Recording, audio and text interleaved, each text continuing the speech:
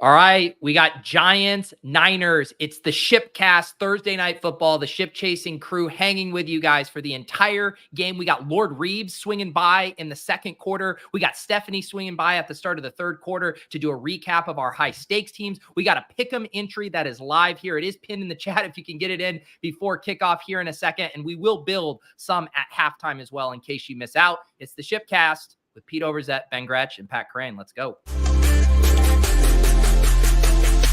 Pat Fryer Helmo. This is why I'm hot. Anita Handjob. Fix your sight. Jamar. Alpha play chase. Are you kidding me? Kadarius Toney? You can't handle the heat. It looks like we're finally at this point. You're right.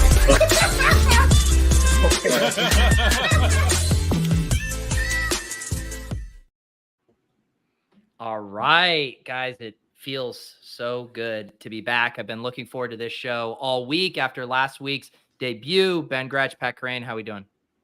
Would you say you've been waiting all day for Thursday night? I've been waiting all day. Yeah. I'm doing great. Yeah. I'm going to try the Prime Vision on my phone because I couldn't get the anything bigger screen synced, but the Prime Vision's kind of cool. You can watch all 22, you know?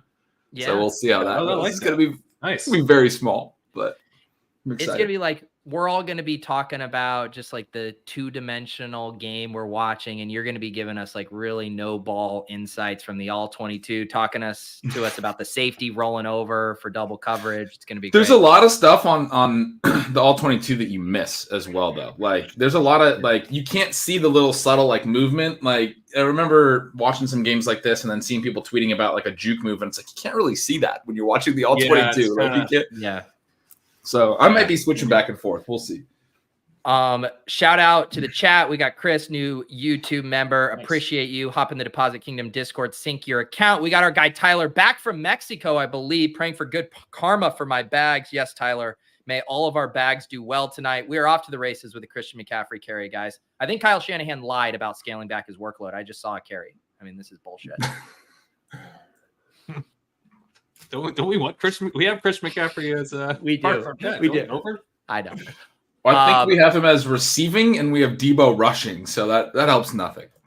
Yeah, let me pull up our main here Pick 'em entry that we will be sweating tonight. Let's see here. What do we got? Yeah, so we have the we got this one in. It was right before the Ayuk news was officially announced. I think most people kind of suspected he was going to be out, but the lines did move. We did get Deebo Samuel higher than 14.5 rushing yards. Matt Breida higher than 31.5. We actually got bad line movement on this one. This one ended up coming down, guys. Yeah. And then Christian McCaffrey higher than 29.5 receiving yards. That did end up coming up. Yeah, the Breida thing is interesting. I'm curious about it coming down. I don't love seeing that. I do, I wrote in Signals this week, I'm interested to see him, Gary Brightwell, how they do all that. But Pat, you did your little mini walkthrough for us again this week and thought that the Giants might run the ball a decent amount, right? Yeah, I think the 49ers look kind of sneaky, vulnerable on the ground. I say sneaky because we all think they're really good defense overall. But they think are much better pass defense than a run defense.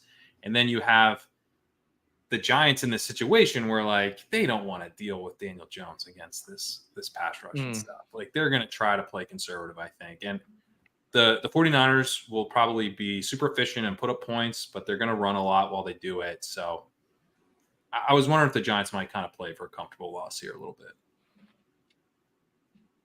I like that call. Debo in motion. Do we got a hand off Debo? Oh, that was almost picked. Oh, I'm behind. What time are you guys at? I just saw us. My clock says 13:30. Play clock at 34 seconds. Yeah, I just saw Kittle play safety. My play clock is behind. Yeah, I saw the fake right when you reacted to the pass. Also, that's a good example of a slay that. Other last week, it was nice. This is the all 22 issue where I think it might be delayed a little. And then, Kittle locked it away. You can't see that. You go, it was almost picked, but I'm like, it's so zoomed out that I was like, oh, it looked like he almost caught it. I'm going to be satellite map of the Earth because it's got better stats. And I mean, the all 22 is fun as hell, but I'm switching over already. I mean, come on, this is not dude, gonna be. I thought you knew ball. Someone had to watch the all 22 here for that insight. it's delayed, and I mean, mostly it's the delay that is the concern. Rich just saw that McCaffrey carry. Yeah.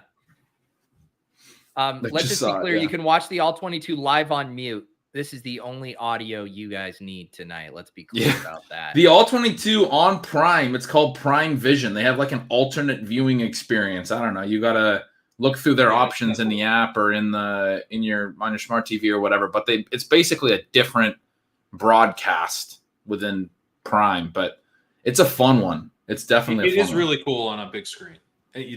On a big screen. Yeah. Speaking of big screen, if anyone's got us on the big screen, now I'm not saying you need to. You can watch the game on the big screen, have us on the little. That's fine. But if you do have us on the big screen, we'd like to see it. Throw it on Twitter, tag us. Yeah, tag it with shipcast. Also, what I would really like to see is you watching the all 22 on your phone with ship chasing on just like a 200-inch TV. That's what I would like to see. Yeah. I had a. I won't reveal who, but someone told me that they watch us on the big screen in their car while they're driving. We did see. Casey has showed us. Casey has showed us. I think he's driving around in his Tesla. Had the game up there too. So or ship chasing up there. So it is testing that, making sure that auto drive's working well.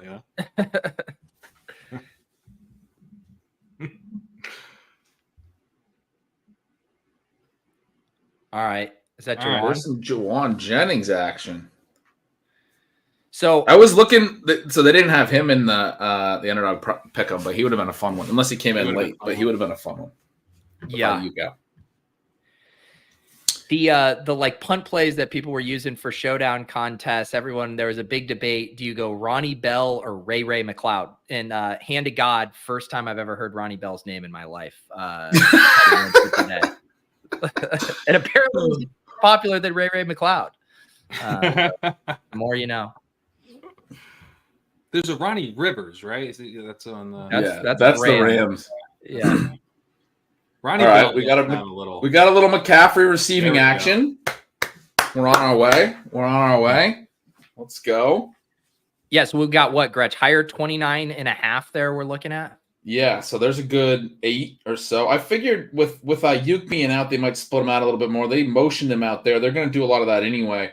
They talked about kind of lightening his workload, like you said, playing a little more Elijah Mitchell, hoping we get a few slant patterns, those types of things. But that was an easy 8 yards just on a quick hit after he motioned out of the backfield.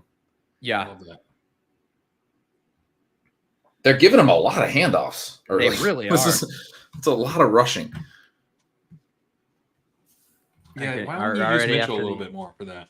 That's what Kyle Shanahan said he was going to do. He's like, we can't keep giving CMC 100% of the touches. And usually their first 15 is kind of creative. It's been kind of boring. I mean, someone pointed out in the chat when Purdy missed Debo on the quick slant. This is back when I was watching the all 22. They just ran the exact same slant. Like it wasn't like anything disguised. It was just the exact same slant from the same alignment to Debo, and it worked the next time. They're like forcing him to bring the corner up, but yeah, that doesn't. You got to go back. You got to go back to watching the all 22. How else are we gonna get this insight? It's all gone now. We're all just watching except the delay. Yeah, it doesn't. It doesn't say they respect the Giants a lot, do they? They're just no. They're like, we're just gonna do the exact same thing on third down that we tried on second down, but was incomplete. Yeah. And then they're just handing off to McCaffrey every time. He's got 4 carries already. It seems like more, but I guess it's only 4. Do you know what I feel like we're going to need tonight to access like the most fun game environment? We're going to need like a Giants defense or special teams touchdown. That I feel like we're going to need that, just to kind of help us out a bit. Yeah. We definitely played this where if the Giants somehow got into a lead, it'd be real nice because we're thinking the Giants are going to try to run regardless. And we played, some overs on San Fran's side where, if they end up blowing them out, they might just play a lot of Elijah Mitchell, and it won't be great for our overs. A lot of talk, about, if you really like football, you like defense and everything. And we're on the other side of that. We like offense, but at least we're putting our money where our mouth is. We're just betting all overs. I don't think we have a single under in the entire history of this show. I mean, no, we did. We did last week. We sprinkled in the Alexander Madison lower. We had that's right. That's right. That's Yeah. right. But that was on brand. That's on brand for us. That was a free square. I mean, what are you going to do? He had no That shot. really was a free square. Do you know who else had the lower there? The Minnesota Vikings Kevin GM O'Connell. who traded for Cam Akers after watching that game. You see Donkey Gills? He said some dude in his league, Galaxy Brain, Ronnie Bell over Jerome Ford with the number one waiver my claim. God. I don't know if you guys heard, but the Titans are, in fact, a pass funnel. You got to sit Jerome Ford for Ronnie Bell. I didn't know people are out on pass funnel, run funnel stuff. I feel like that's actually quite helpful. I mean, Purdy is just forcing the ball to Debo. My all-22 breakdown of the last two throws is that he just was throwing to a covered Debo both times. There's actually guys open, and he's like, nope. Just hand it off to him, man. Yeah. Yeah. What was your guys' take on the Cam Akers trade? I saw it does seem like still a pretty ambiguous situation. What did you guys think? My thing was that Madison's probably still the guy on receiving downs. And then what's going to happen around the goal line is the real question, because Madison's had 100% of the inside the 5 carries. And I'm just like, you can't lose anything. Like you suck so bad, man. You just can't lose any of that work.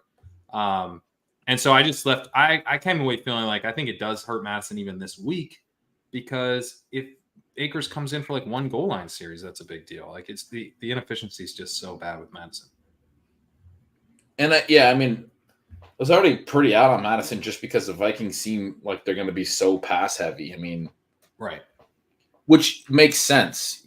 Like they have Justin Jefferson, Jordan Addison's already hitting every week on these deep touchdowns, and you have TJ Hawkinson, and he's earning targets shallowly. So you don't need I think he's probably the biggest problem for Madison, because it's like you can get the ball 5 yards downfield to Hawk, and then he's better after the catch. Right. They're calling. Why would you check down to Madison? And Addison's got the high ADOT so far. So, Arif was telling us last week, Hawkinson's just playing this very complimentary role to Jefferson. And then you look at what Addison's done so far, and you're like, okay, well, it's complimentary to Addison too. I mean, they have Jefferson and Addison to attack deep, and then they can just turn it into an extended handoff to TJ Hawkinson, like you said. I took a little bit of I took a swing this week.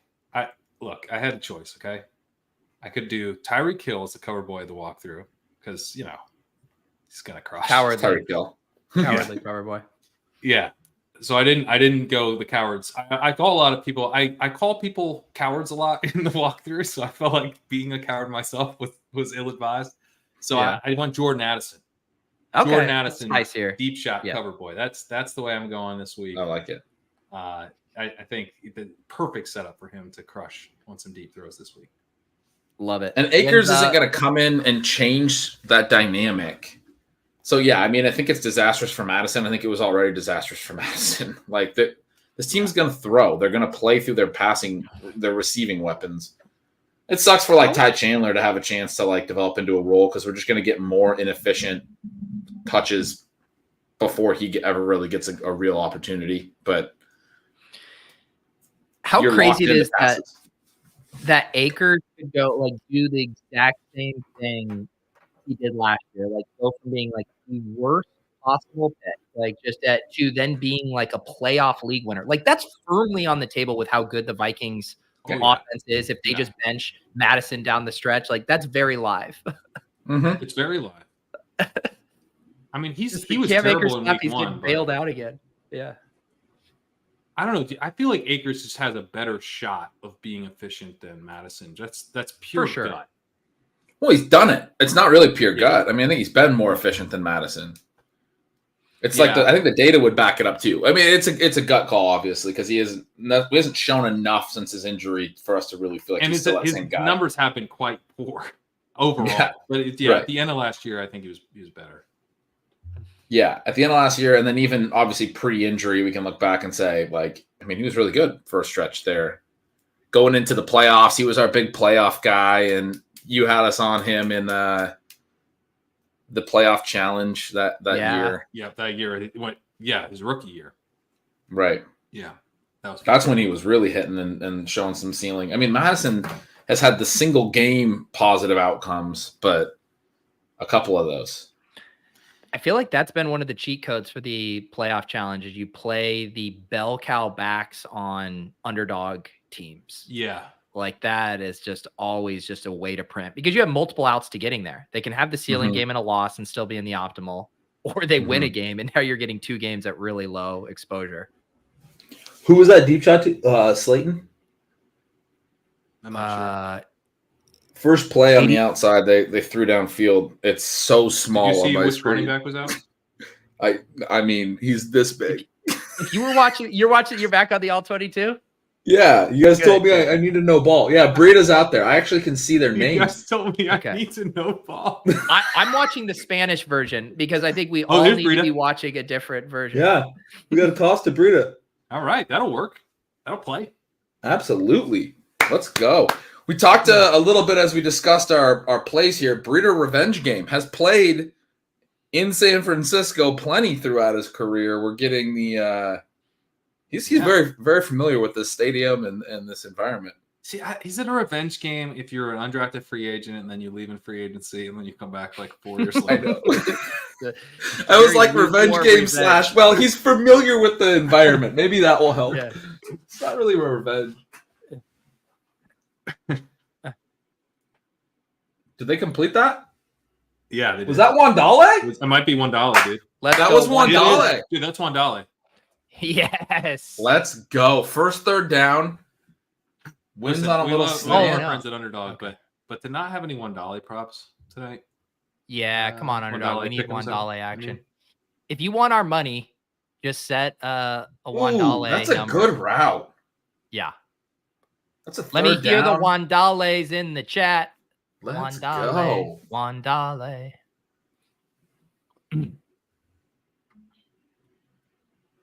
Is that Bellinger? It is. Was Waller on the field there? Guys, is it 2022? What's happening? I played Waller in a home league this week. I'm going to need some Waller. Historical Anomalies wants us to redo the Slayton versus $1 bet. No, I just can't. Yes.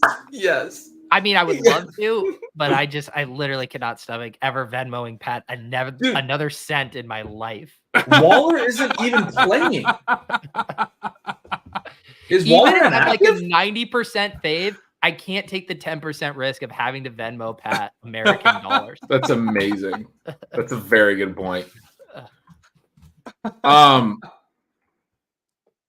anyone chat who's like paying attention on Twitter or something? Tell us what's going on with Darren Waller. Okay, so he was a starter. He's out there right now. He's out there. He wasn't the last 2 snaps. Okay, he's on the field now, and they're doing a QB sneak.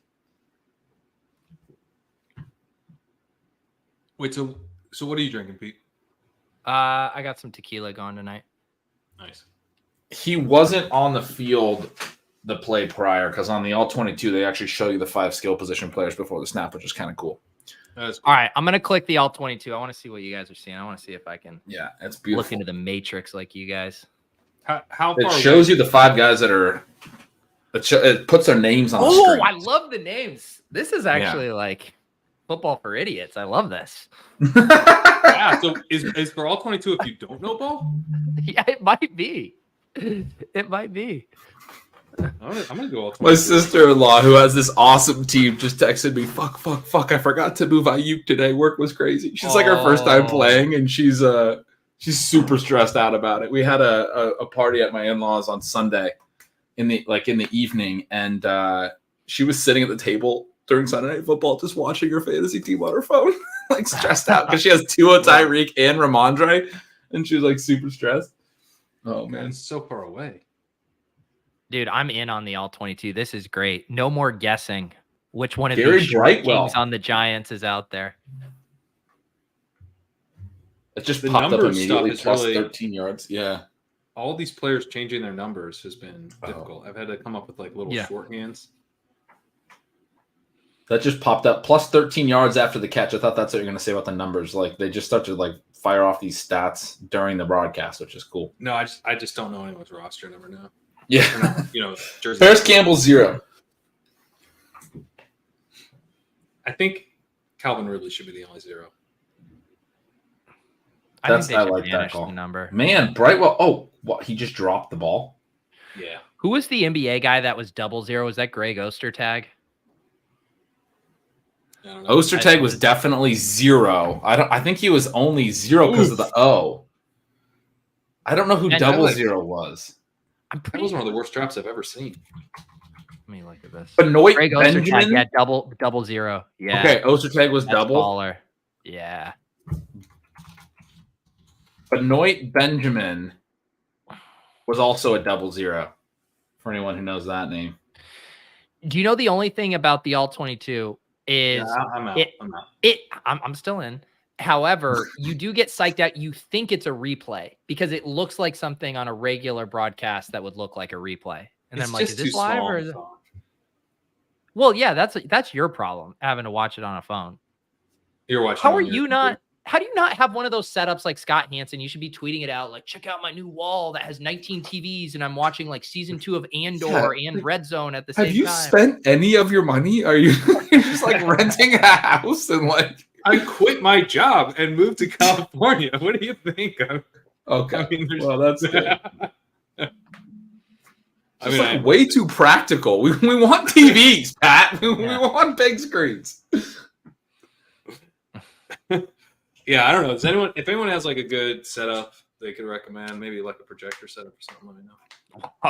Your great grandchildren are going to be so pumped that this money has been in the bank for like 150 years when they get their hands on it. But like, I mean, spend some money.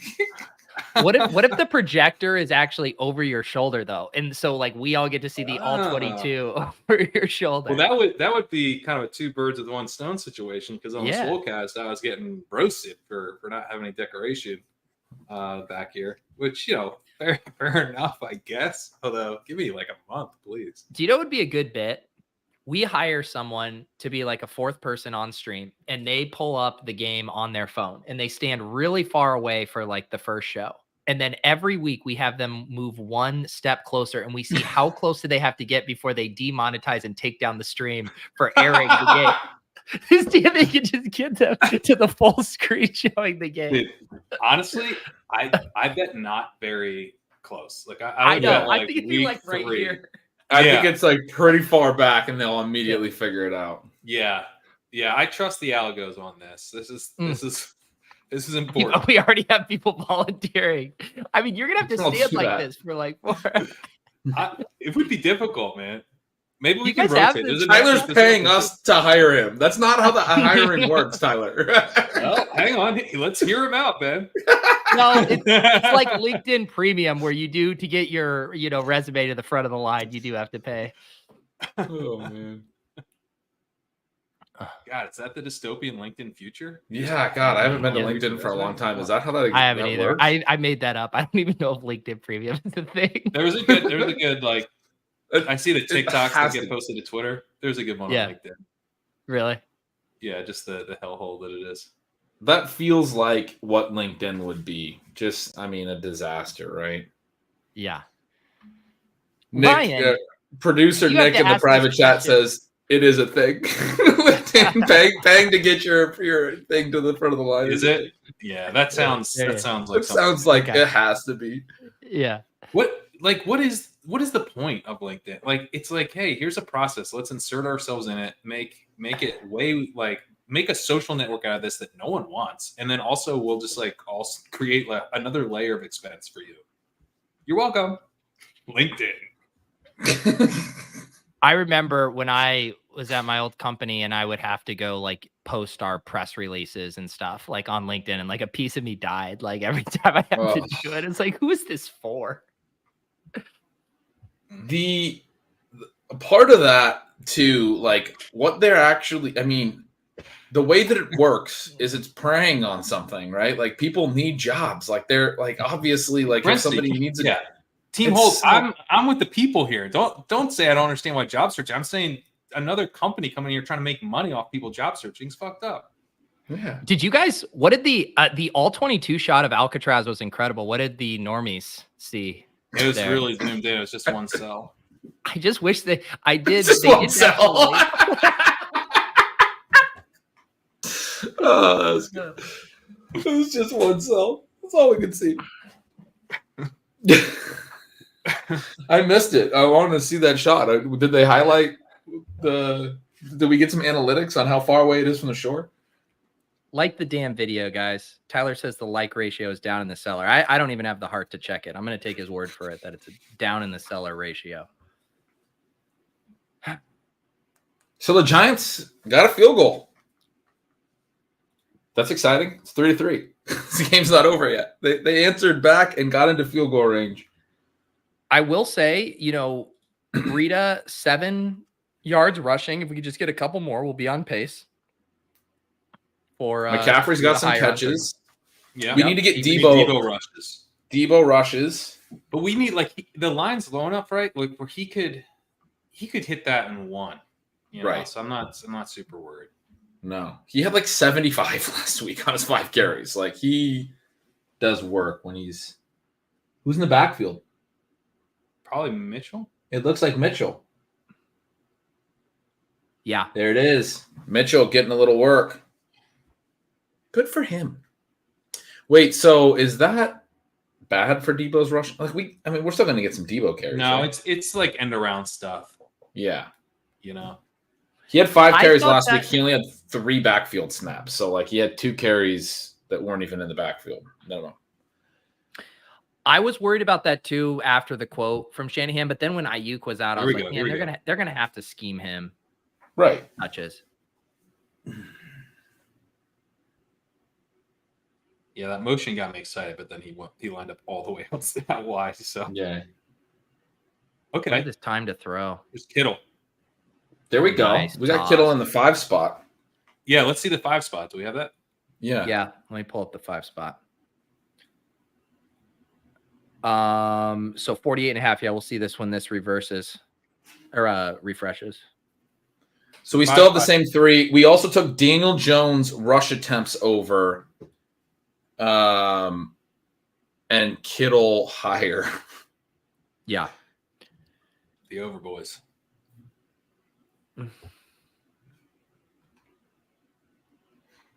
All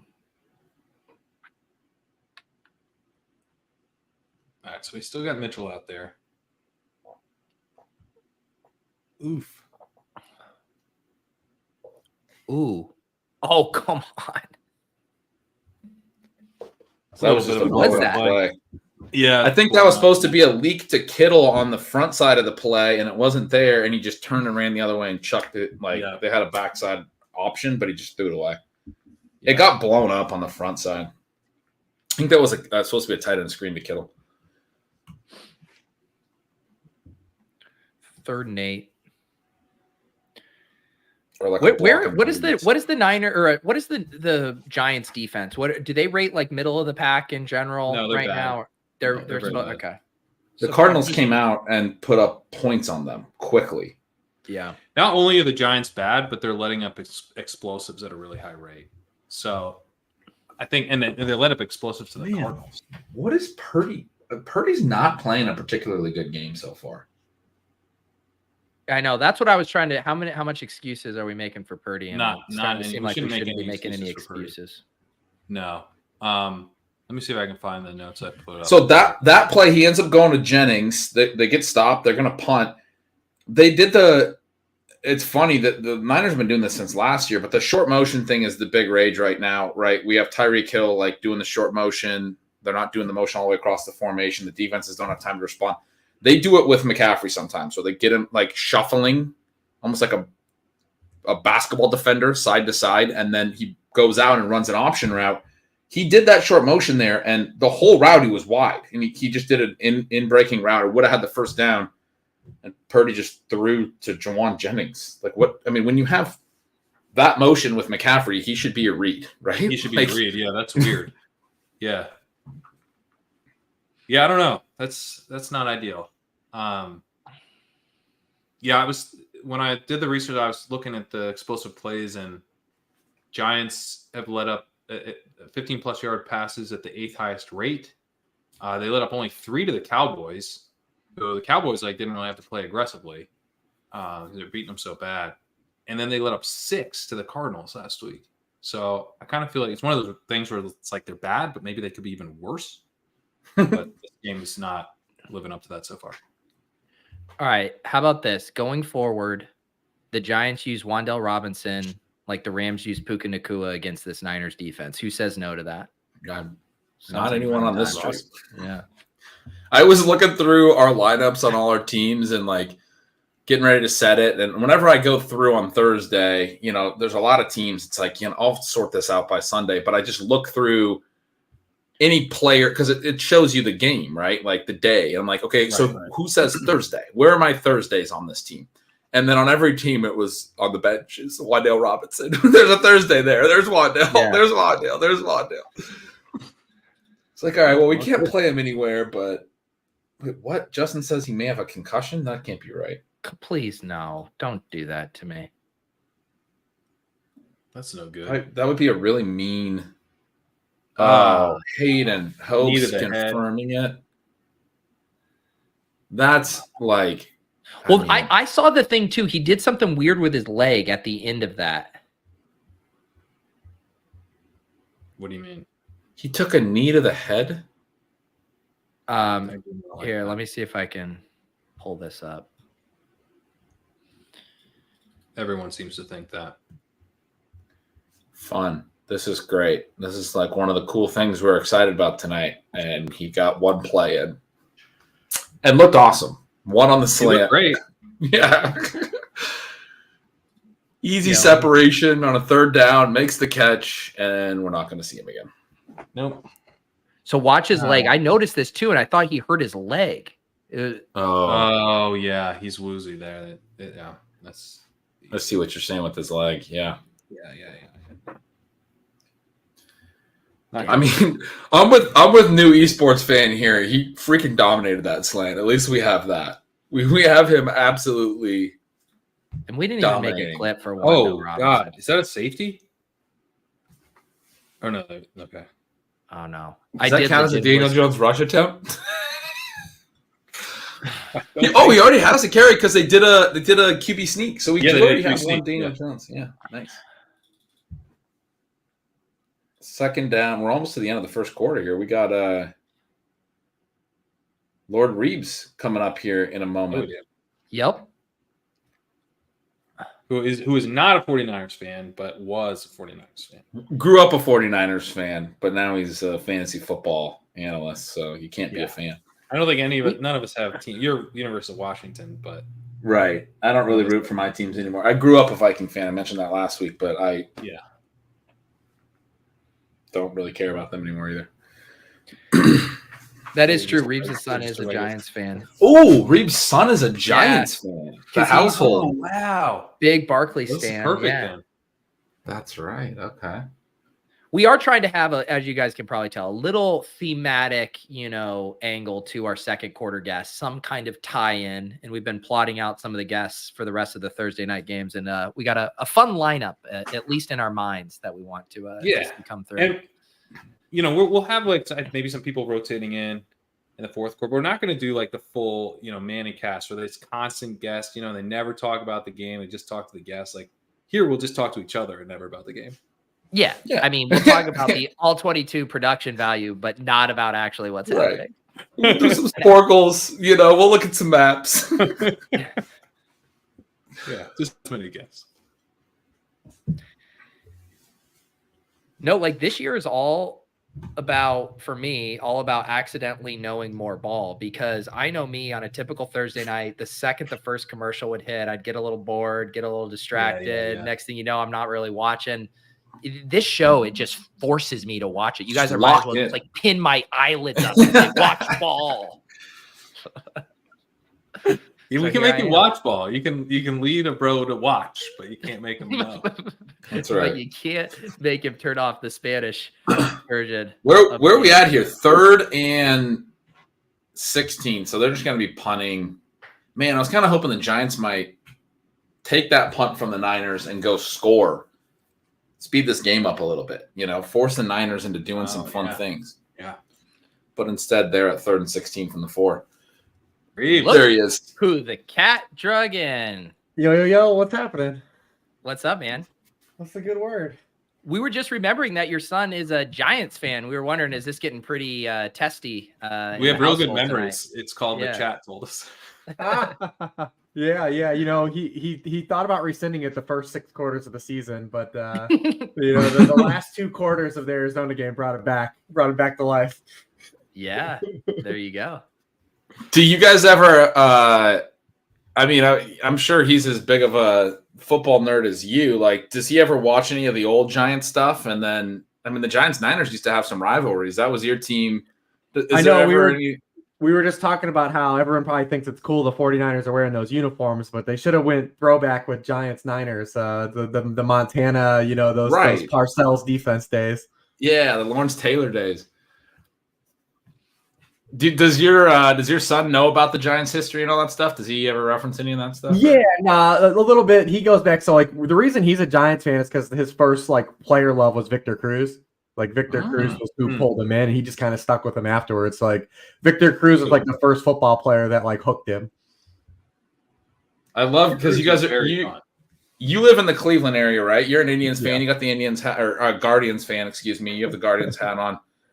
But you guys when you live in the city where the Browns play, you have to find a new team. Well, I've always told the story when I grew up. My dad wasn't a huge football fan, so I never had it pushed on me.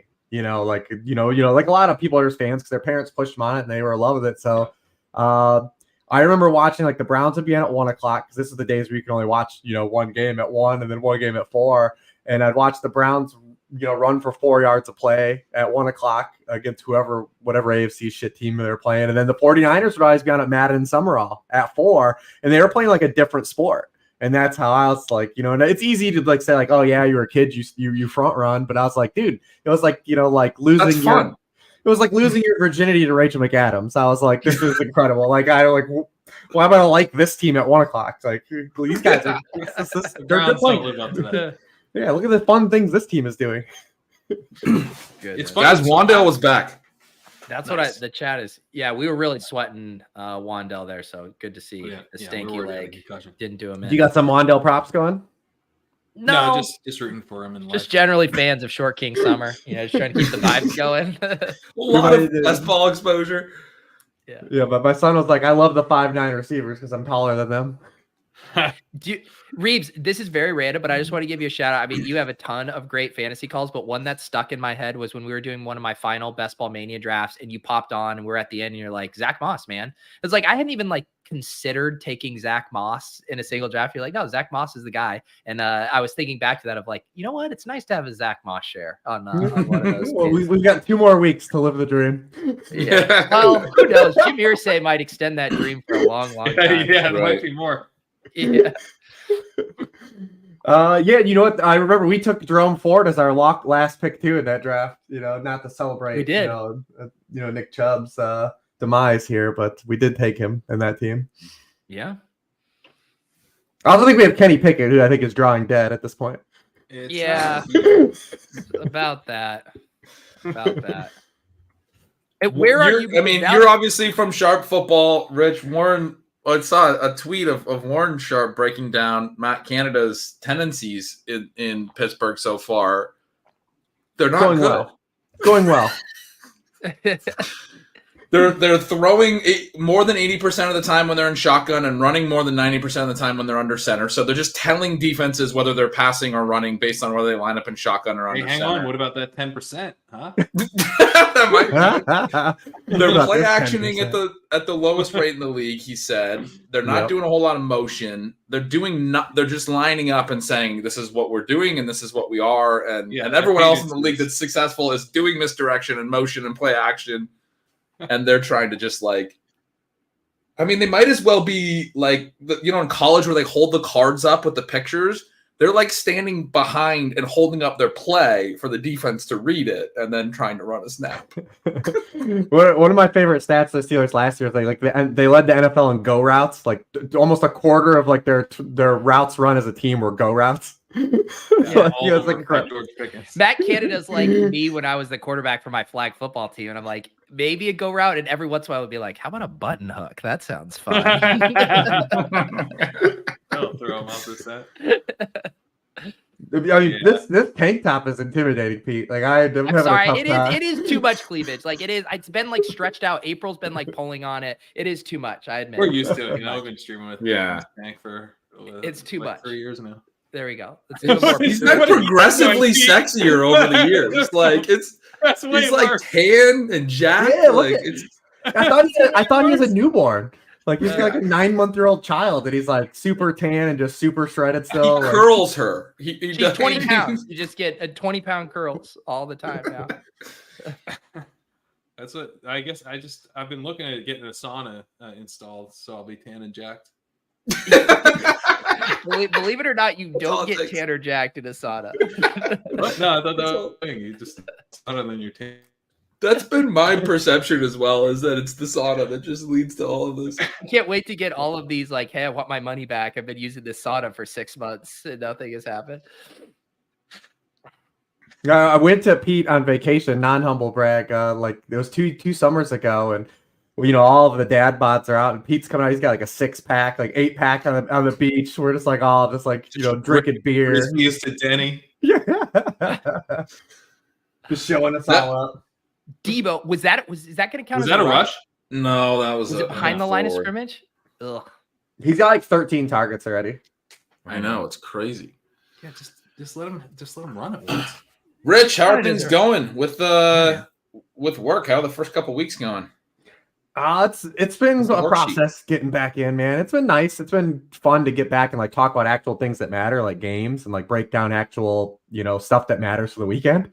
That is refreshing, but I'm definitely reaching for these bye weeks already. Oh yeah, I already want the break. I love a bye week. I remember talking to Winks when Winks started at Roto World, and he was like asking for advice on like what to do, and I was like, when me and Evan leave, don't pick up this article. I was like, don't do anything in your future that involves writing up every game for the season. Like, don't do that. Don't do that. He picked it up. And then Aiden left, and I did that. Yeah. Wow. I mean, it's good. Lord, Aiden. I'm proud of the work I do, and I can't turn back now. But that's not the. I always tell everyone come up like, don't do that, man. Don't box yourself into that. Literally any other path. Just choose any other go. Who's doing it? Who's writing? It's like Billy Madison. No, stay young. I want to go to high school like you, Billy. Don't you ever do it? Oh, CMC.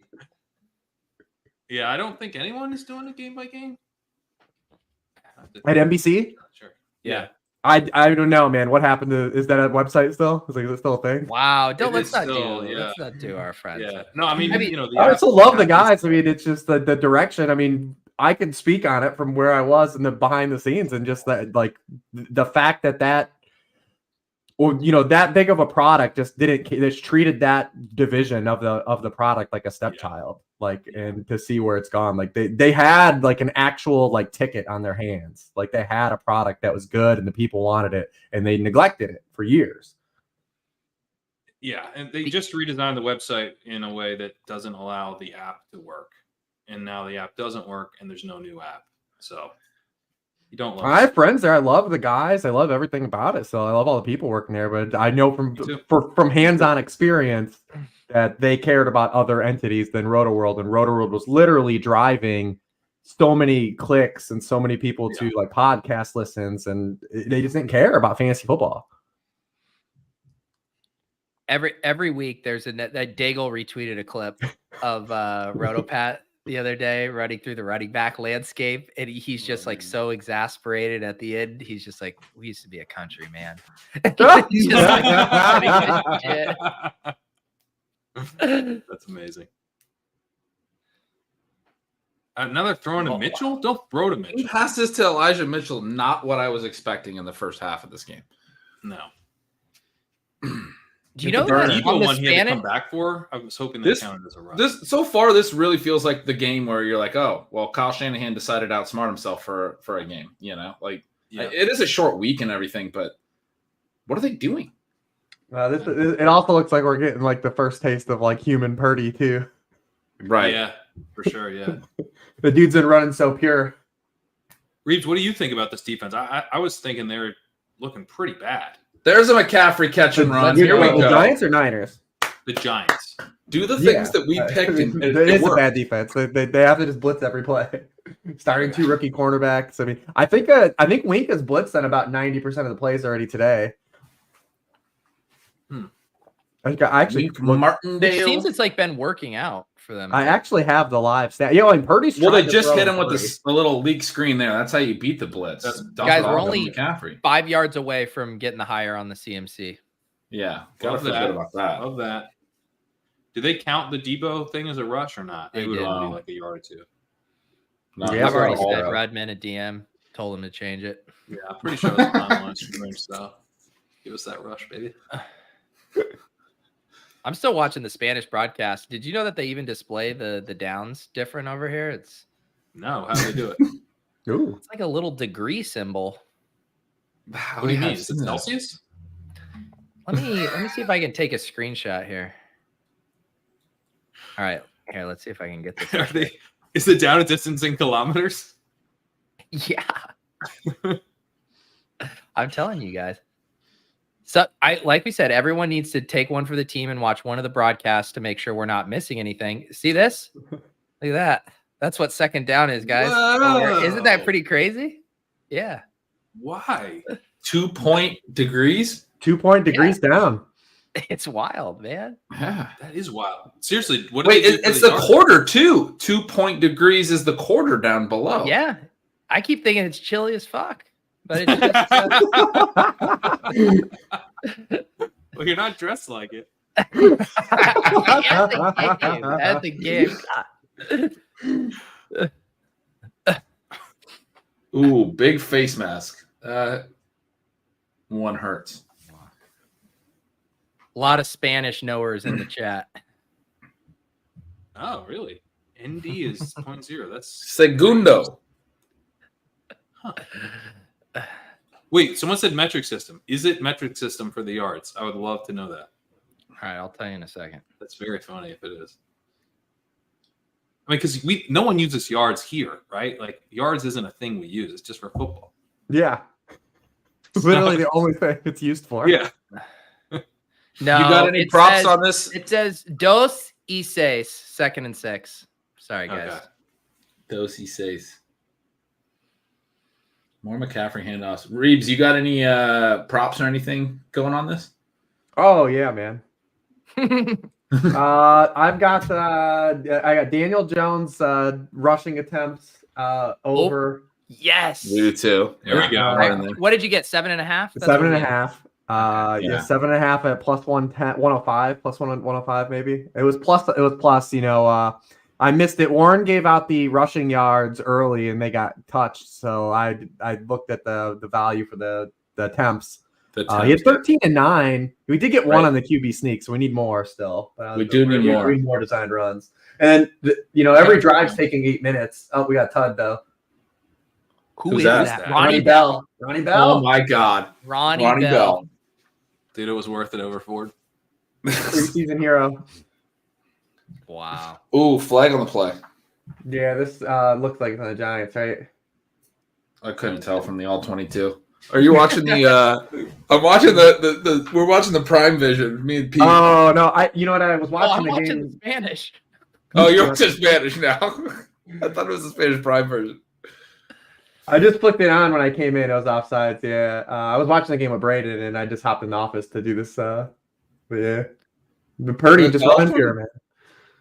The all 22 thing's pretty cool. Yeah, it's a pretty good product, man. Yeah. How's your guys? You guys are doing the YouTube? Are you guys doing the YouTube this year, like the ticket? Yeah, I'm doing No, I just did red zone, man.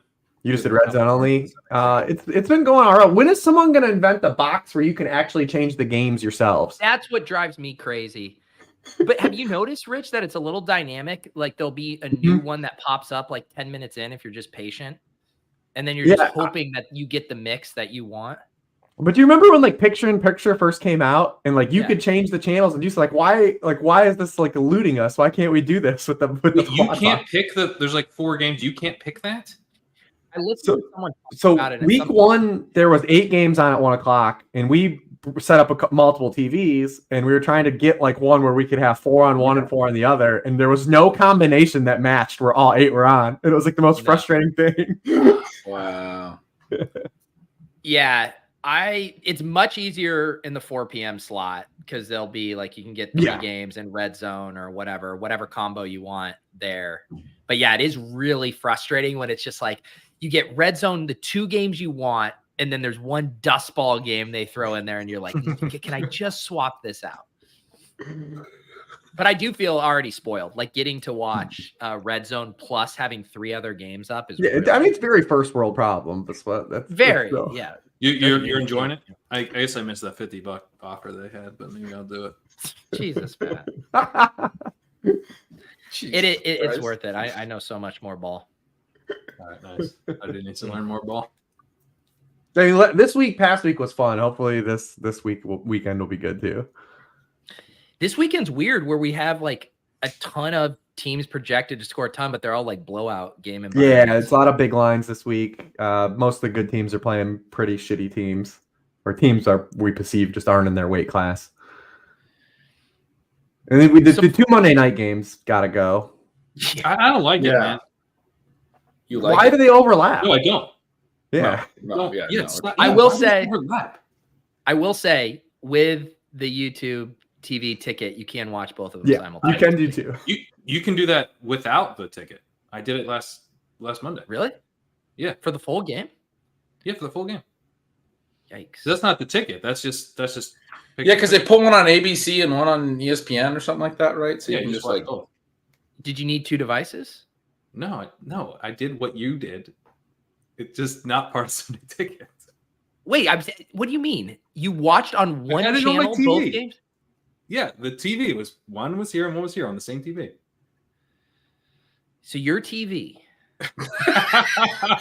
you can just put 2 things on whenever you want. Did you do like picture in picture?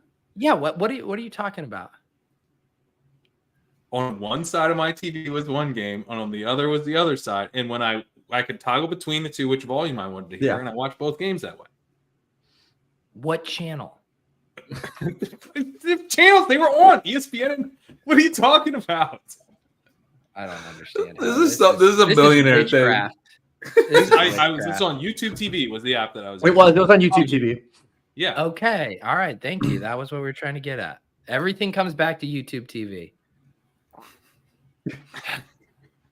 I wouldn't be surprised if you hired 2 small men to hold up iPads with one game, and you just hired them. Here. Ben said I'm not spending any money, and now I'm creating jobs. You're hiring small people to hold up TVs.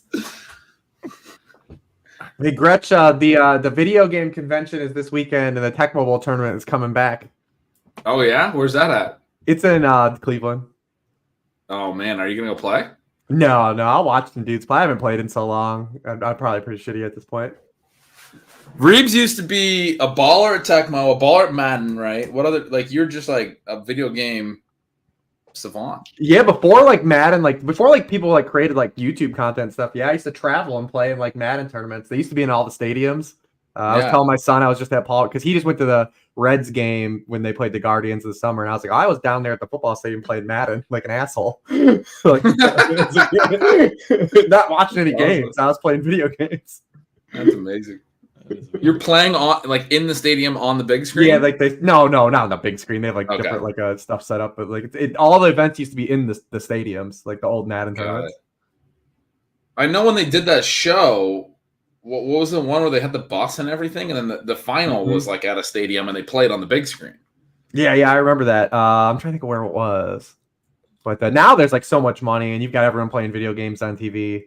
I've thought about if I was done and they kicked me out of this, that I would just go play video games, talk fantasy football on Twitch or something. Rotopat tilting. the Ronnie Bell TD. There is no God. The thing is I never even know what RotoPat's rooting interests actually are. It just seems like he hates everything that happens. It is most of it, yeah. It is like, mostly his thing. That's why him and Denny get along so much. There's no enjoying of anything. Yeah. Amazing. I've been enjoying their recap pod. Daniel, run. Oh, is that Breida? Yeah. It's a Breida revenge game. That's right. We were discussing this earlier. I prefer if he did his revenge on the ground. Yeah, I mean, he mostly was on the ground in San Francisco, so he really should. Proper revenge would be as a rusher. Yeah. We also just need Daniel Jones to start scrambling his butt off here. That's what we need. Yeah. Yeah. 3rd and 2 seems like a perfect. I thought with no Saquon too, they do a few more design runs. They like to get him. Me too. Right. Look at this. There you go. Drop back in a sack. Come on, guys. I mean, he has 22 rushes in 2 games. Yeah, he's been running a lot. And then you look at last year, he averaged like 7.9 a game, including the playoffs. He was 7 or higher in half of the games. When I was first looking at that, we had 7.0 on Underdog and went to 7.5 pretty quick. Well, I mean, this is just everything the Giants want to do offensively, like the Niners are really good at playing defense against. That's what was crazy about the second half of that Cardinals game, because we haven't seen like that version of Daniel Jones maybe ever, right? Like the dude just like pushing the rock down the field. And it's like, hey, we did that for 2 quarters. We're not going to do that anymore. Yeah. Like Jalen Hyatt ran like 12 routes in that game, and literally like on the 12 routes made like 2 of the best plays of the game. It's like the Marvin Mims thing, right? Yeah, Marvin Mims absolutely goes bonkers when he gets the play, and they're like, you know what we're going to do? We're going to play Brandon Johnson and little Jordan Humphrey. Little Jordan Humphrey. We got to get him out there. What is happening? You sure about that? You don't want the guy that just caught that 50-yard pass in the game? Like, no, we don't want that. I mushed that too. I made some sarcastic tweet about like seeing more little Jordan Humphrey after that Marvin Mims touchdown, and then like we got plenty more little Jordan Humphrey after that. I was like, that's not how that's supposed to work. And like, what the hell was they brought in Jaleel McLaughlin to run in like a 5-yard touchdown. Yeah. Then he didn't play the rest of the game. It was the only. They had 3 snaps. Yeah, it was so weird. Yeah, that's it. It was the weirdest thing ever. It's just like Sean Payton wanted to be a dick. By the way, he's like Arthur Smith, but won't say it in the press conference that he hates fantasy football. He just hates fantasy football. I was going to say, if anyone's on the fence about coming out to Vegas next year, just know that when you take Jaleel McLaughlin in the 18th, 19th, 20th round of these high-stakes drafts, you can then go, Jaleel McLaughlin, and the person goes, what, Jaleel? And you go, it's a starting running back for the Broncos. And then they write it on a piece of paper and butcher the name. It's just one of the perks of going out. It is the ultimate ball feeling when you're doing one of those high stakes drafts and they don't have a sticker for the player you drafted. Yeah. And you're like, God, I'm smart. You can literally make up a name in the phone book, but still, you'd feel really smart. Maybe we should do that every year. Just take someone that's not got a sticker. We punted off plenty of picks. What's another one? I know. I was telling someone about playing Kyle Pitts on DraftKings is the cheapest he's ever been, and I was like, I play way worse 3K tight ends in my life. Why can't I just add Kyle Pitts to this resume now? Exactly. That's how I feel. I'm playing him, dude. 3900, man. I'm gonna play some shitbird anyways. That's gonna catch 40 yards. Might as well do it with Kyle Pitts. I'm currently planning to play Kyle Pitts and Kendra Miller. What could go wrong? What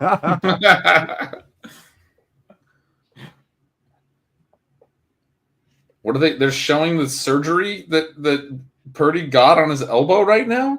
I wasn't sure if this is just the Spanish version, but it looks like we're all seeing this. We're getting like a full-on diagram. Is this? Are we in medical school? One of those little bracelets that you slap onto your wrist. That's. Are these connects? Are they just snapping connects together to get his bones together? What was Amazon Prime showing about that? What was the all 22 doing? I don't know. Come on. Brush it to Debo. Purdy. Oh God, it's a bunch of short passes to Debo. Hand it off to him, and then you don't have to worry about incompletions. It's easy. Does this pick 'em cash if we're directionally accurate on the Debo? Does Underdog care about that? The viewers Can we care. file a claim? We were directionally We accurate. should file a claim. They were short passes. Man. This has not been a fun first half for No. pick 'em slips that are all overs. Yeah. It hasn't. No. Here's McCaffrey, though. McCaffrey. Oh, that's Mitchell, though. That's Mitchell. The only problem with that is that it's Elijah Mitchell. Yeah. Everything about that was great for us, except the fact that it wasn't the guy that we needed. McCaffrey at all. Everything looked good. Nope. Oh man, we need to get some Kittle going here too. We need it. Yeah. We'll take We anything. need a lot. We need a lot. Except to get Ronnie going. Bell. Daniel Jones rushing. Production. I mean, listen, if Kittle can't do it without Ayuk out against a team that has basically like no good linebackers, I don't know if it's gonna happen. I mean, look, it's gonna happen. It's just we're never gonna predict it. It's gonna happen at least once, randomly. Are the Giants still horrible against tight ends? I mean, I know they've probably had like a lot of different personnel since that became a thing, but yeah, they've still been rough the first 2 weeks. They brought Okereke in; he hasn't really done anything, and obviously they're trying to do something with Isaiah Simmons, who's wearing number 19 for some reason. Like, looks really weird. It's like this Kenny Galladay playing linebacker now. 19? Yeah, what? That's like, dude, the worst one was Bridgewater in the preseason wearing 50 or whatever it was. Oh, God, that was gross. Can't do that. You can't play quarterback wearing a linebacker number. Oh, nice cut by Mitchell there. Wow. He's about to hit his props, though. All of his stuff is going to hit, it looks like. Yeah. Gross. Good for Mitchell. I have some Mitchell in the best ball bags. Yeah. He was one of those like fallback clicks. You know, you're never like windmilling it in on Eli Mitchell, but you're like, you know what? I don't feel that gross clicking. Right. It's like a transition tier, and you're like, all right, yeah, there's Mitchell. Yeah.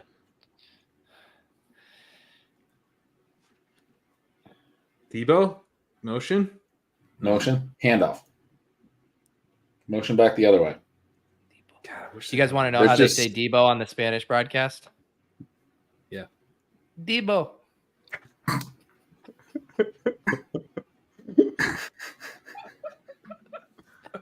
That's true. That was the dumbest fucking thing I've ever heard. That was the dumbest thing I've ever heard. Oh, man. All right. Hasta la Debo.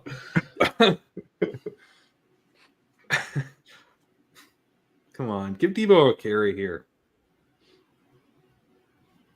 Target, target. Oh, Ronnie Bell. Ronnie Bell, dude. No. Listen, Ronnie Bell just knows where to be. That's all it is. He just knows where to be. Spacing, man. It's the Shanahan system. Guys just got a nose for the ball.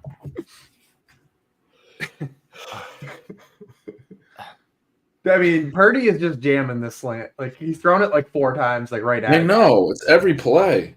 It doesn't even matter if it's covered. He's just firing. He's like, this is my read. I'm going to throw it at, like, and they're jumping it. Like, that's a pick in a lot of instances, but it bounces right to Ronnie Bell, obviously. We got some Ronnie knows ball. We got some more like Ronnie ball. Oh, you had Debo behind you. That was almost a Debo. He did the orbit motion. He could have been a little pitch to Debo.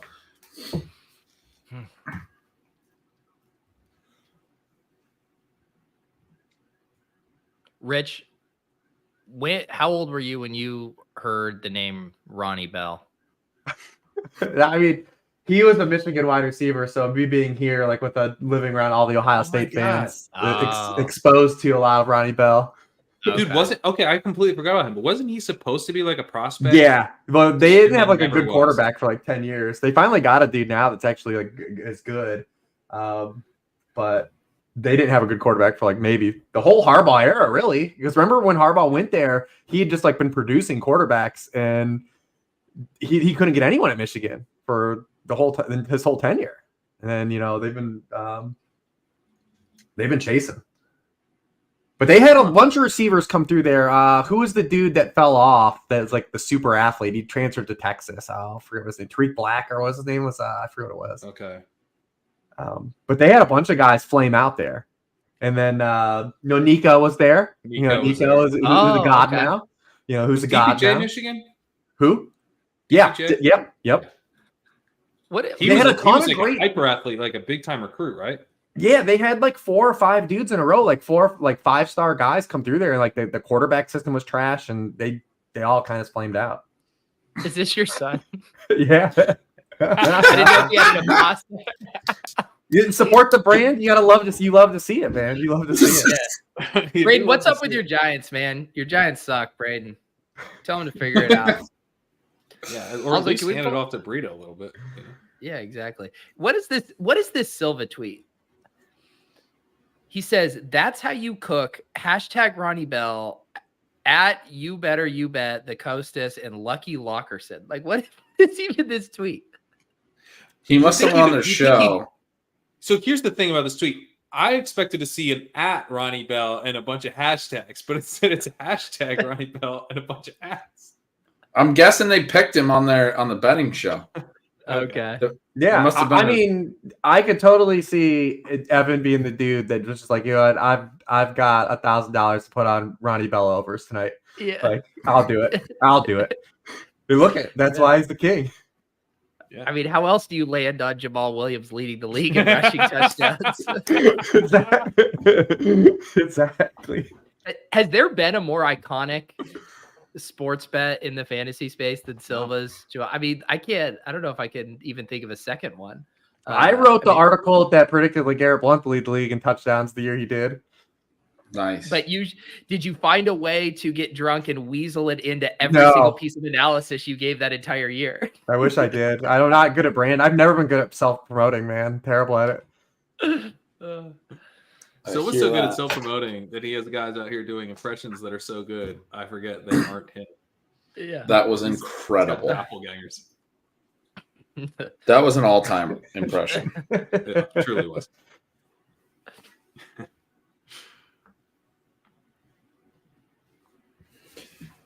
So the Giants didn't use their timeouts. Let them run down to the 2-minute warning. This is going as expected, largely. Yeah. Yeah. Slow and the 49ers don't even. The 49ers bring like their B- game and still are going to. Let's go, Debo.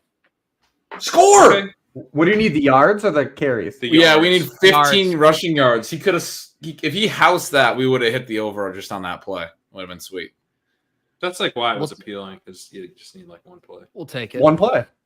Yeah, we'll take 4 yards. Chip in a chair. Yep. Carry in a dream. You're not drawing dead yet. No. This is the secret, guys. This is why you take the hires, because you're never drawing. Oh no, there was a flag. Holding. You gotta be kidding. Dude, holding calls have really been the bane of you gotta be show. Absolutely. I mean, on that play, you're gonna hold. Ridiculous. Are we talking waivers at halftime? The chat asks. That's Trent Williams with the not at halftime, right? Third quarter. No, Steph's going to come on at the third quarter. We gotta build some winners at halftime. How are the mains cooking so far? Good. We're off to a good start. Yeah, I like to hear it. A lot of like sixth and like kind of higher, and then we have a number of first and second teams, which is beautiful. Yeah, which is pretty good considering too how much Breece dudded last week. We started him in a ton of spots. JSN off to a slow start. We have him in a ton of spots. Right, we build these teams intentionally to like grow throughout the year. So it is cool that they've started hot. I mean, doesn't mean that we're gonna just get any better, but it's nice to be off to a hot start with the philosophy of getting better later in the year. With that wasn't our bet. Our bet wasn't to start hot. So did you guys kill anyone this year? Who was the receiver? We tried. We tried to kill Marvin Mims. Mims. Right. Okay. Yeah, we did try to mush him. The other thing that I think's helped our We decided we wouldn't talk about Puka Nacua, even though we all secretly really loved him because we didn't want to ruin him. We all So, loved didn't him. wanna push it. Yeah, it was something that behind the scenes we were really excited about him, but yeah, we Hey, listen, my guy Jaden Reed's got 3 touchdowns already. there you That's go. Oh yeah, Jaden Reed. looking good. I know JJ was on him too. That's right. When you were on last The time, we were talking prospect. That about last time I was on, I thought you guys was the pre-draft show. That's right. Yeah. We talked a little bit about him. I remember. I think that was how many days old I was when I learned who Jaden Reed was when you floated him on that show. Wow. All right. McCaffrey's out there. Kittle. We'll take some Kittle yards. He's got to Yeah. get that first. Oh, another flag. Yeah. Oh, another flag. Come on. These referees took the opposite of our pick 'em. Who's doing this game? Oh, this is like a Giants penalty at least. But they're going to accept it for an automatic first down rather than have 4th and 1. Yeah. Oh, roughing the passer. All right, there we go. We get Okay. the Kittle yards. Love it. Half Yeah, the distance to the CMC's gonna get his goal. freebie. He's gonna get his streak, man. His streak's gonna extend. What's the streak? He's scored in 11 straight games, which is like the longest streak since Arian Foster, Wow. almost a decade ago. CMC is? Yeah, he Oh. scored. Yeah, he's got 11 straight games with a touchdown. Wow. That's nuts. Nice. Remember Ben remembers this because he was in my DM. We had a DM conversation the whole night. Remember when CMC got traded? The amount of people that thought it was bad for him. Yeah, to a good player going to a good team. Like the amount of people that and this is what's was happened crazy. to fantasy football analysis. Like we Yeah. are so, and I'm guilty of this at times too, right? Like you're just like your nose into so many things, and like you talk yourself out of just obvious shit. But we got like one of the best players in football going to like this team that was going to create like all these money touches for him, and like we were literally trying to like talk ourselves out of it. There was like a period of time where When you say we, you're talking about the community, not us. We were like, this is crazy. Yeah. the collective we. I remember you and I were trying to like sort and chill people. Were like, you hopped in my DMs, you're like, what is happening right now? Yeah, why is everybody freaking out about this idea that it would be a good thing? Because like we were both tweeting it would be a good thing. I ended up writing a post on my Substack the next day that was like titled "CMC is the most important player in fantasy again." And I mean, he didn't actually end up hitting that type of a ceiling the rest of the way. But you put him in a Kyle Shanahan offense, it's a good thing, right? Like he can be potentially incredibly good. Yep, there you go. There it is. There you go. Easy game. Also, remember, like going back to drafting season, and granted, some of like our NFFC ones where getting off to the wide receiver starts is certainly helpful in that format. But like how we were never super excited to click CMC, but he fell to us in so many spots of being like, well, no, we have to take CMC. Yeah, like there's no. My thought we actually have a good amount. I was never anti taking CMC. It was always anti having T Higgins as my wide receiver 1 in the second round. Right. It never had anything to do with clicking CMC. It was That's what I mean. And that's what we felt the same exact way. We wanted to start receiver. It was not comfortable to start CMC, but what are you gonna do? Yeah, we started him with Leone in our highest stakes one. We started with Leone. We started him with Sean. We had this whole thing planned out where we're going to go wide receiver, and then attack running back after that. And CMC fell to us. I'm trying to pull up 106. But when he fell like 6 or later, I always thought it was palatable because you were still getting like Waddle, like Devontae Smith, like It was. We got Waddle. Yeah, and then we got Waddle in the third. But once you got to like T Higgins, DK Metcalf, it was like, ooh.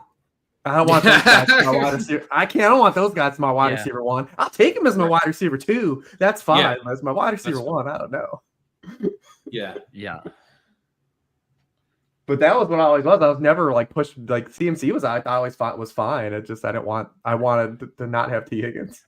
Well, what it was like the same sentiment that you guys were referencing when that trade happened. Like there was just that carrying over a little bit into this ADP season too. Yeah, there was a lot of teardown of like, well, look at the game CMC played with Elijah Mitchell. Like, yeah.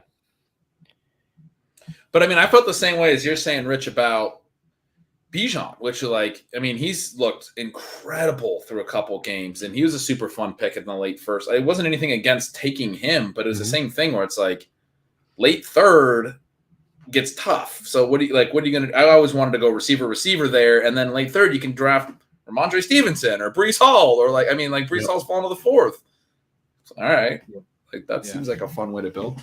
Yeah, that's what. But I mean, what happens when you draft all off season, right? Like you just get in those pockets. Like you get knowing what's available later in pockets. Like where if you got a couple people doing some home leagues, that doesn't come up. The opportunity cost is like in your bones. Like you know what it feels like to draft CMC and then deal with it after that. So I don't have enough CMC, in particularly on DraftKings, because I did a lot of like the type of drafts where I was drafting with other dudes who I knew were going to steal my wide receivers. So I'm actually concerned about how little CMC I have over there. I got enough in Underdog, I think, but he's going to crush. Yeah, he's going to score 20 touchdowns. Yeah. Right. Where are you guys at on this one? I've been wondering about this too and thinking this through about where Nick says, how are you feeling about the collective Breece bags? Kind of like that he's being a squeaky wheel. This to me, I mean, like the in-season thing is we get so zoomed in, right? We spend all off season thinking about like the late weeks and the early weeks don't matter. And then it's like, dude, you only got like 30% of the snaps in week 2. It's like, we knew this was literally what we were expecting. That's what we were talking about. the week 1 thing was oh my God, are you serious? Like that was the unexpected result. I think week 2 was actually like completely in line with what could happen. Now, obviously it's with Zach Wilson and the Cowboys and all that. That was terrible. But as far as like his usage, they are going to work him back while he is not 100%. That's why they signed Dalvin Cook. He's not 100% yet. He probably won't be until like week 5, which is, I mean, I was using this as a bull case for Breece Hall in the offseason. He will be 100% by week 5, but it is not week 5 yet. Yeah. So I think week 7 bye, really you're looking at week 8 on after his week 7 bye. I think you expect him to be really good. And the real thing is week 8 coming out of that bye, is Zach Wilson their starting quarterback? No way. I genuinely think there's no way. They can't be, right? Like, I wrote that in Stealing Signals this week that I think that expect him at minimum by the trade deadline, but I'm really targeting that bye week that they're going to have to replace him. They're talking about signing a veteran purely, as a backup to their guy, Zach Wilson, obviously. But, once another guy's in that building, it's over for Zach Wilson. I don't think he's their guy. They have to say all that stuff. Yeah. They kept starting him last week. The comparison I made on Stealing Bananas today as well is this Ezekiel Elliott going into last year where everyone was going, well, the year prior they kept playing Ezekiel Elliott even though he wasn't as good as Tony Pollard. Everyone wanted him to stop playing him for Tony Pollard, but they weren't doing it. And the year prior with Zeke, they had to because of his contract. But what I was saying last offseason with Zeke was it's different. Number one, because they have an out on his contract after 2022. And number two, there's a compound effect of we've been going forward with this and it's not working. It's not changing. So they did this with Zach Wilson last year. They kept playing him, but they had to in the second year after they drafted this guy second overall. Yeah, we're now in the third year. They're not going to do a whole nother year of this. Like you don't put They already traded for Rodgers. They already publicly gave up on him. Right? Yeah. Right. They already publicly gave up. It's not like, yes, that's what they did last year. Yeah. What was that about Derek Carr? They tried to get Derek Carr first. Yeah. I mean, they wanted anyone. Do you know what Chad Henne said on a podcast? Right after Rodgers got hurt, they contacted Chad Henne, but he was already he said that he retired for the right reasons. He didn't want to come back. Apparently, the Jets were making calls already right away. Yeah, but they know that it's not Zach Wilson. The question is how long. And so then they also get the Eagles and the Chiefs in the next 4 weeks. They get the Patriots this week, then the Chiefs, Broncos, Eagles, and then they're bye. Like they're not winning.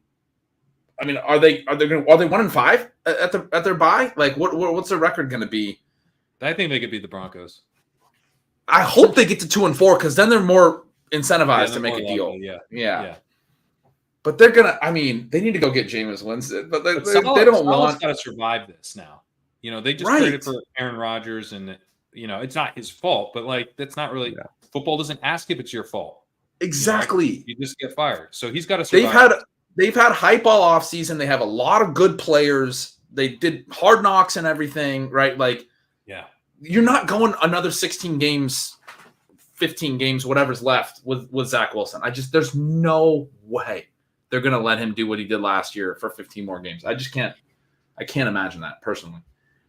They should have done, though, what the Niners did, right? Where it's like Trey Lance is so much not our guy that we're also going to trade for Sam Darnold and get like another backup in the building. Like they should have solidified the position even further. Like if you're pushing all those chips in, like you should have that Mike White. I don't know. Mike White might be nice to have on your roster. It would be very nice. Wentz is available now. Yeah. Like, I don't know.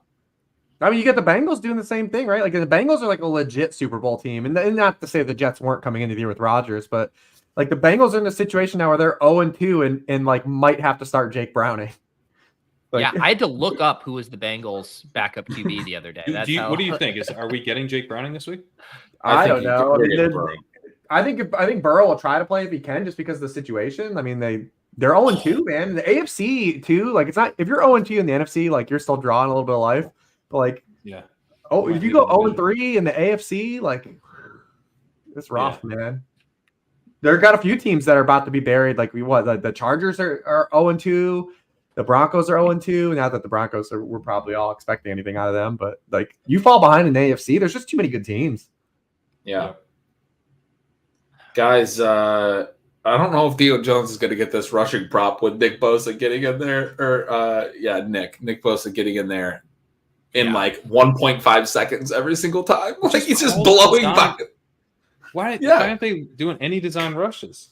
No, that's what nothing to slow anything down. I mean, I like Dayball a lot, but like there's a lot of things that like the Giants, like they luck box into so much shit last year. Like, but they're struggling right now.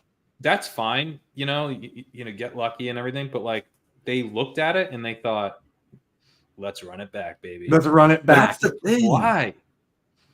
I thought they should have. I mean, they were in a tough spot with the franchise tag and the extensions, but I thought they should have franchise tagged Daniel Jones before giving him a bigger deal. Yeah. And then you have to let Saquon walk, which sucks, but like you just have to do that. Just do it. Yeah. Yeah. And then you find another running back. And you can't commit to 3 more years of guarantees to Daniel Jones. And then, it allows you to franchise tag Saquon, but I would have franchise tag Daniel Jones. Like they can't, there's no, this isn't working. Maybe we bench Jones and we just get that pick and they probably have enough life after making the playoffs. Like you make the playoffs in your first year with a team, you're probably not getting fired after your second year with that team. So like I would have been like, let's get a quarterback. Let's suck ass, Yeah. But they just do so many things structurally. Like I said, like you watch the second half of that game, and obviously you're not going to be able to line up and take deep shots against the Niners without your starting left tackle. But like where's anything to like prepare for this, right? Like Nick Bosa has been like, you knew you were going to have to defend him coming into the game. Like you knew coming in. So like, why don't you have like stuff built around this structurally? And like that's the thing that drives me crazy with the Giants. I feel like they do a lot of this type of stuff. Maybe they have Urban Meyer Consulting, and he didn't know who Nick Bosa was. But right, I mean, it feels like what are we doing here? What is happening? And like, why does everyone try to fight Trent Williams? Of all the people, like, why do people try to fight him?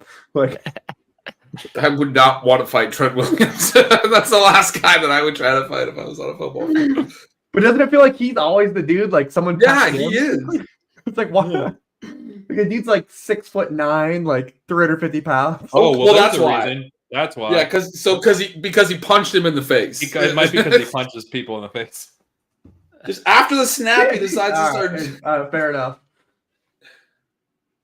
I like how he was like winding up to throw himself. It was like the fake wind up, like the Looney Tunes. Dable wants Trent Williams tossed. Yeah. I mean, he might get tossed. That was a right hook to the face mask. It's always a little silly, though, when you're like, oh, you got to get him out of there. He punched a dude in the face. Like, did he? Because they are wearing helmets. Yeah. It's way more damaging to his own hand. Isn't it crazy, too, that football is like the one sport where like coaches are like adamantly allowed to like yell at the officials? Like in every other sport, like NBA coaches get like technicals. Have you seen Mike Krzyzewski coach Reebs? Yeah. But I'm saying like they get ejected, they get technical fouls, like MLB managers get ejected, but like football coaches, you can just go crazy. You're right. There is no just like I turn around and give you like a technical for being an asshole to me. It's a weird dynamic.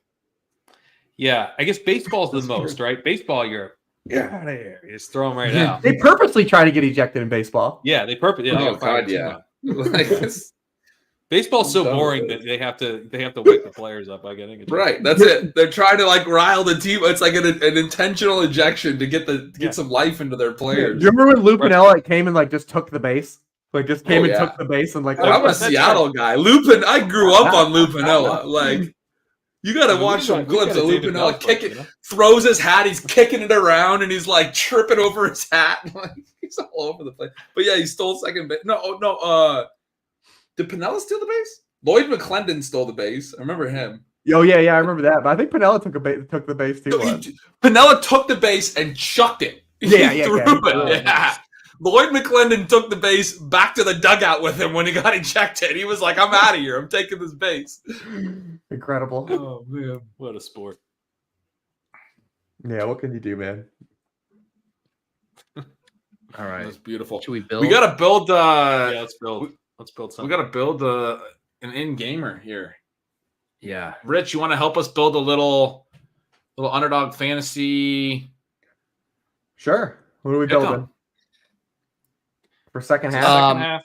Second half pick 'em. What do we got? Yeah, so Breeda's rushing yard line is down like 10 yards. I mean, this feels like we're going to see a lot more Elijah Mitchell at this pace. Yeah, let's see. Yeah, Let's check like the that. UI. Now remember, if we find a good one, we get. Oh wow! You just passed it. It's a 66 rushing yard line. Wow. What They've you got now? that 27? Debo's rush yard numbers down to 8.5. Current 2. Double down. Yeah. Honestly, would be down to double down on Debo. It's only 8.5. He got Wait, positive yards on that. CMC is only a 6 yards higher. That's all we need to clear that 6.5 yards. Yeah, let's do that. Of receiving, yeah. Let's throw that on there. They're going to throw some short passes this time. Yeah. What do we have with Debo's receiving? They've been throwing a bunch of short passes to him. That feels like part of the game plan. I like that. It's down to 61.5, so he's at 43. Yeah. Just one play. I mean, they're not going to throw a ton, but these two can hit pretty quick. We got to get something on the Giants side. Can they give us some Wandale? What do they have Wandale's against Wandale? available. Yeah, I saw Wandale. Oh, there how he many is. more? How many more Nick Bosa's stats? Yeah. Let's go. Let's. Should I lock this? Just in? fire this in. Yeah. Let's fire this. Jalen Let's do it. Let's go. 1 yard for Jalen Hyatt is all we need. 1 yard?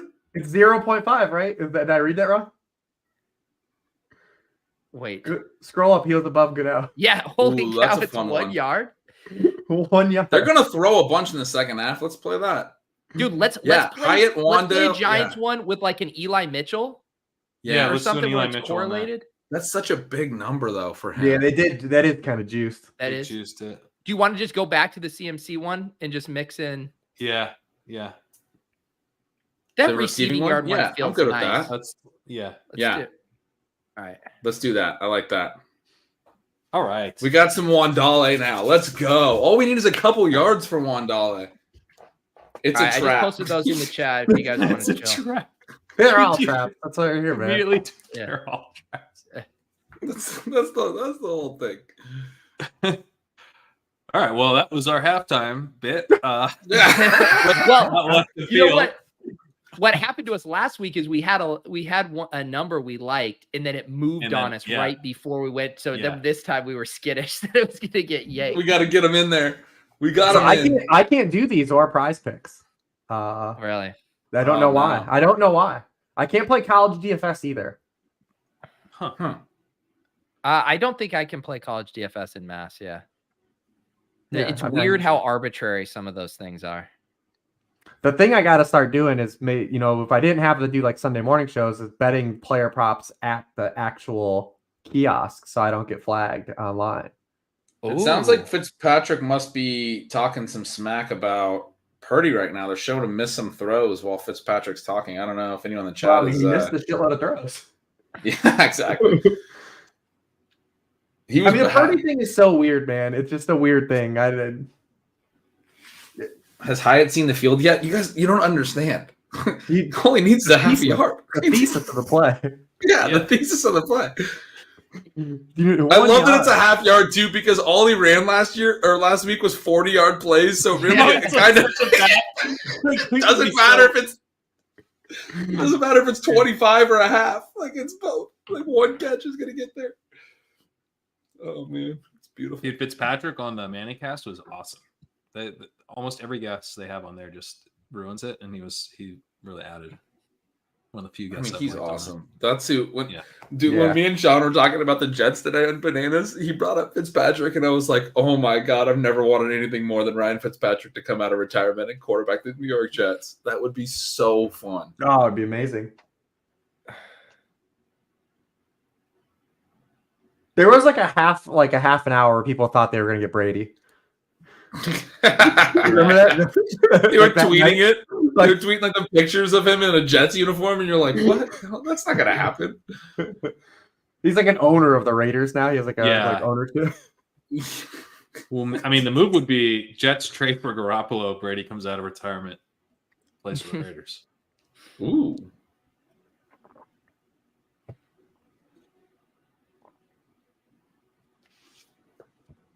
This is a funny tweet. Andrew Brandt, who's always tweeting about the business side of the sport. 2023 cash for tonight's QBs. Brock Purdy, 780,000. Daniel Jones, 46 million.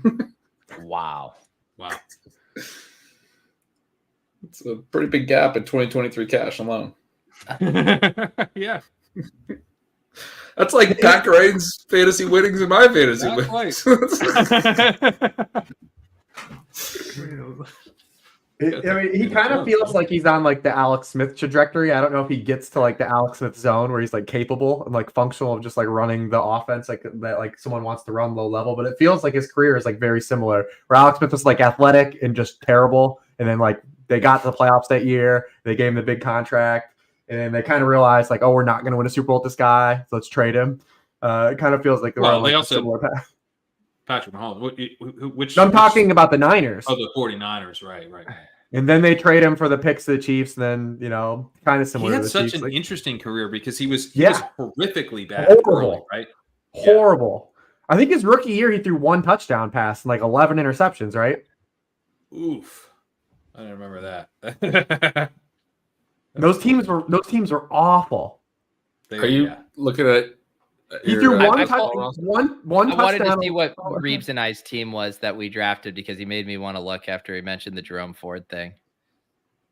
That's a fun. Nice. That team is good, except for the quarterbacks suck. But hey, Goff, Pickett, Breece Hall, David Montgomery, Khalil Herbert, Jalen Warren, Zach Moss, Gus Edwards, Jerome Ford, and then we had tried the premium double with the Eagles, AJ Brown, Devontae Smith, and then we did the Eagles double or Seahawks double. We got sniped on that. DK Metcalf, Tyler Lockett, George Pickens, DPJ. Alec Pierce. I mean, DPJ, Alec Pierce doing a ton of cardio. Tight ends are killing us. But, dude, those wide receivers are in the weight room. Like, just in the weight room. You got your QB stacked with the tight ends. That's actually, I mean, and you got David Montgomery in there for Goff. I think you got double stack on both. Big. Yeah. Yeah, he's definitely going to. Laporta's I probably had Laporta. Yeah. All right. Yeah. I mean, this is a fun-ass team, guys. Yeah, it was pretty fun. Yeah, it was pretty fun. Yeah. We tried to do the... So I think we had like pick 4, and I said the only way you can ever pull off an Eagles double is to take AJ Brown like at like 3 or 4. It's the only way. And someone in the chat. I don't know if we really got sniped, but then someone took Jalen Hurts like literally 2 picks before us in the 3rd round. Yeah, we thought we were being clever in this one. Yeah, AJ Brown, Devontae Smith. Yeah, and then we had 5. Yeah. He went 302, and we had 5. Yeah, that was yeah. And then I don't know what happened with us with Geno. I think we got casual with Geno too. You know what it was, Pete, is you did that big push that last day. And I don't know if you guys noticed at the end of best ball season, like, I don't know if it was more of like the vacationers that were coming in, like quarterbacks started to go higher at the end because that's kind of what happened. And people would they panic and they just take one. And it was actually much harder to stack and kind of build the teams late. All right. Well, Rich, I know. You guys kick me out. It's fine. I get it. Oh, no. I wasn't saying that. I was talking about this team. I've drafted worse teams. Oh, for sure. So have I. So that's what I said. I'm not going to try to talk anyone into Kyle Pitts. All I'm going to tell you is he's $3,900. Why the fuck that? Yeah. There you go. Yeah. There you go. I'm trying to You were think gonna of pick what I you're gonna apologize pick for. another shitty tight end anyways. The Right. only good reason not to do him at 3,900 is that he will be 3,600 next week. That's Yeah. the only reason. I'm waiting for Other than that- 3,300 personally. They will be 3,600 next week. I love it. Is this how the Martingale system works? His price has literally gone down 300. I think it was 4,500, then it was 42, and then this week it's 39. So we're just chipping away. This is his very first game. I remember it was the cheapest he was. I think he was like 41 or 44, and that was like I the remember cheapest he ever Leone was was. like, "We're never gonna get a chance to play this guy this cheap." We're never. again." Yeah. Like, That was like the Sure, thing. right. Was like we're never gonna get to play this guy this cheap again. Yeah. well, Well, you just had to wait it. You just had to wait to he's week had to wait a 3. couple years.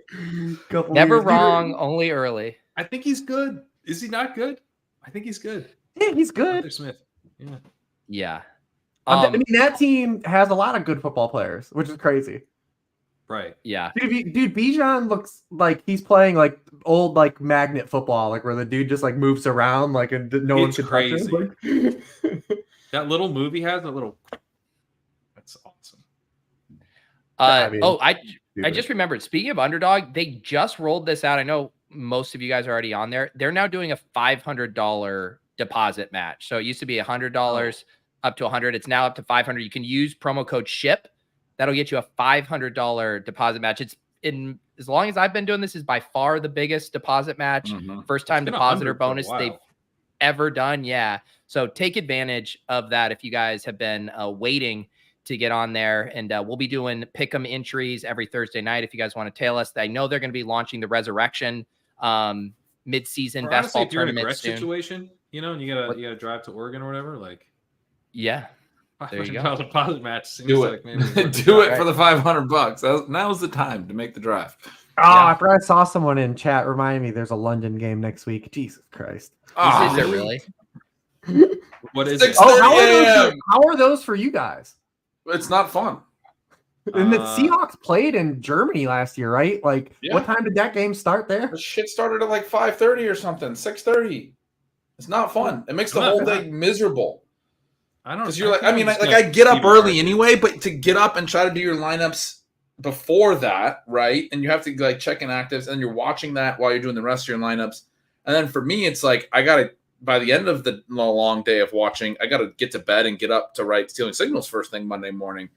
It's just I mean, it's bullshit. I'm So Big next lineup week, will Saturday you night watch in the game DVR. live, or will you just like record it, or will you even give a shit? For the Europe game, London game, Yeah. yeah, I'll watch it live. I'll get up and watch it, but it's not. Yeah, And you're in it's just LA, annoying. Crane? I'm in San Diego. Oh, okay. Yeah, so That's He same does thing. give off more of an LA vibe, but it's Yeah. San Diego. Yeah, I very LA vibe. Everyone tells me. No, not only do I not want to wake up and watch it, I like it's distracting. Like I want to Right. my DFS when I'm doing my DFS lineups. I'm like focused, like I take a break to set my normal lineups and everything, but it's like I don't want a game on. Yeah. So yeah, I think I'll just When you're doing everything else in the morning, last minute waiver claims, all that stuff, it's Right. like So the hate game is Atlanta at Jacksonville. There's not a chance in hell I watch that live. But October 8th, it's Kyle Pitts. Jack's staying there. Then they're playing the Bills the following week. Jacksonville London. stays there and plays 2 games in a row staying there. there. Oh, that's I didn't kind know. of That. Really? That's a They first time. are London's team, truly. They are London's team, yeah. Yeah, look Wow. at this. It's so funny that like And then the Ravens London play the has a Titans connection the with week after. Jacksonville, Florida. Wow. Yeah.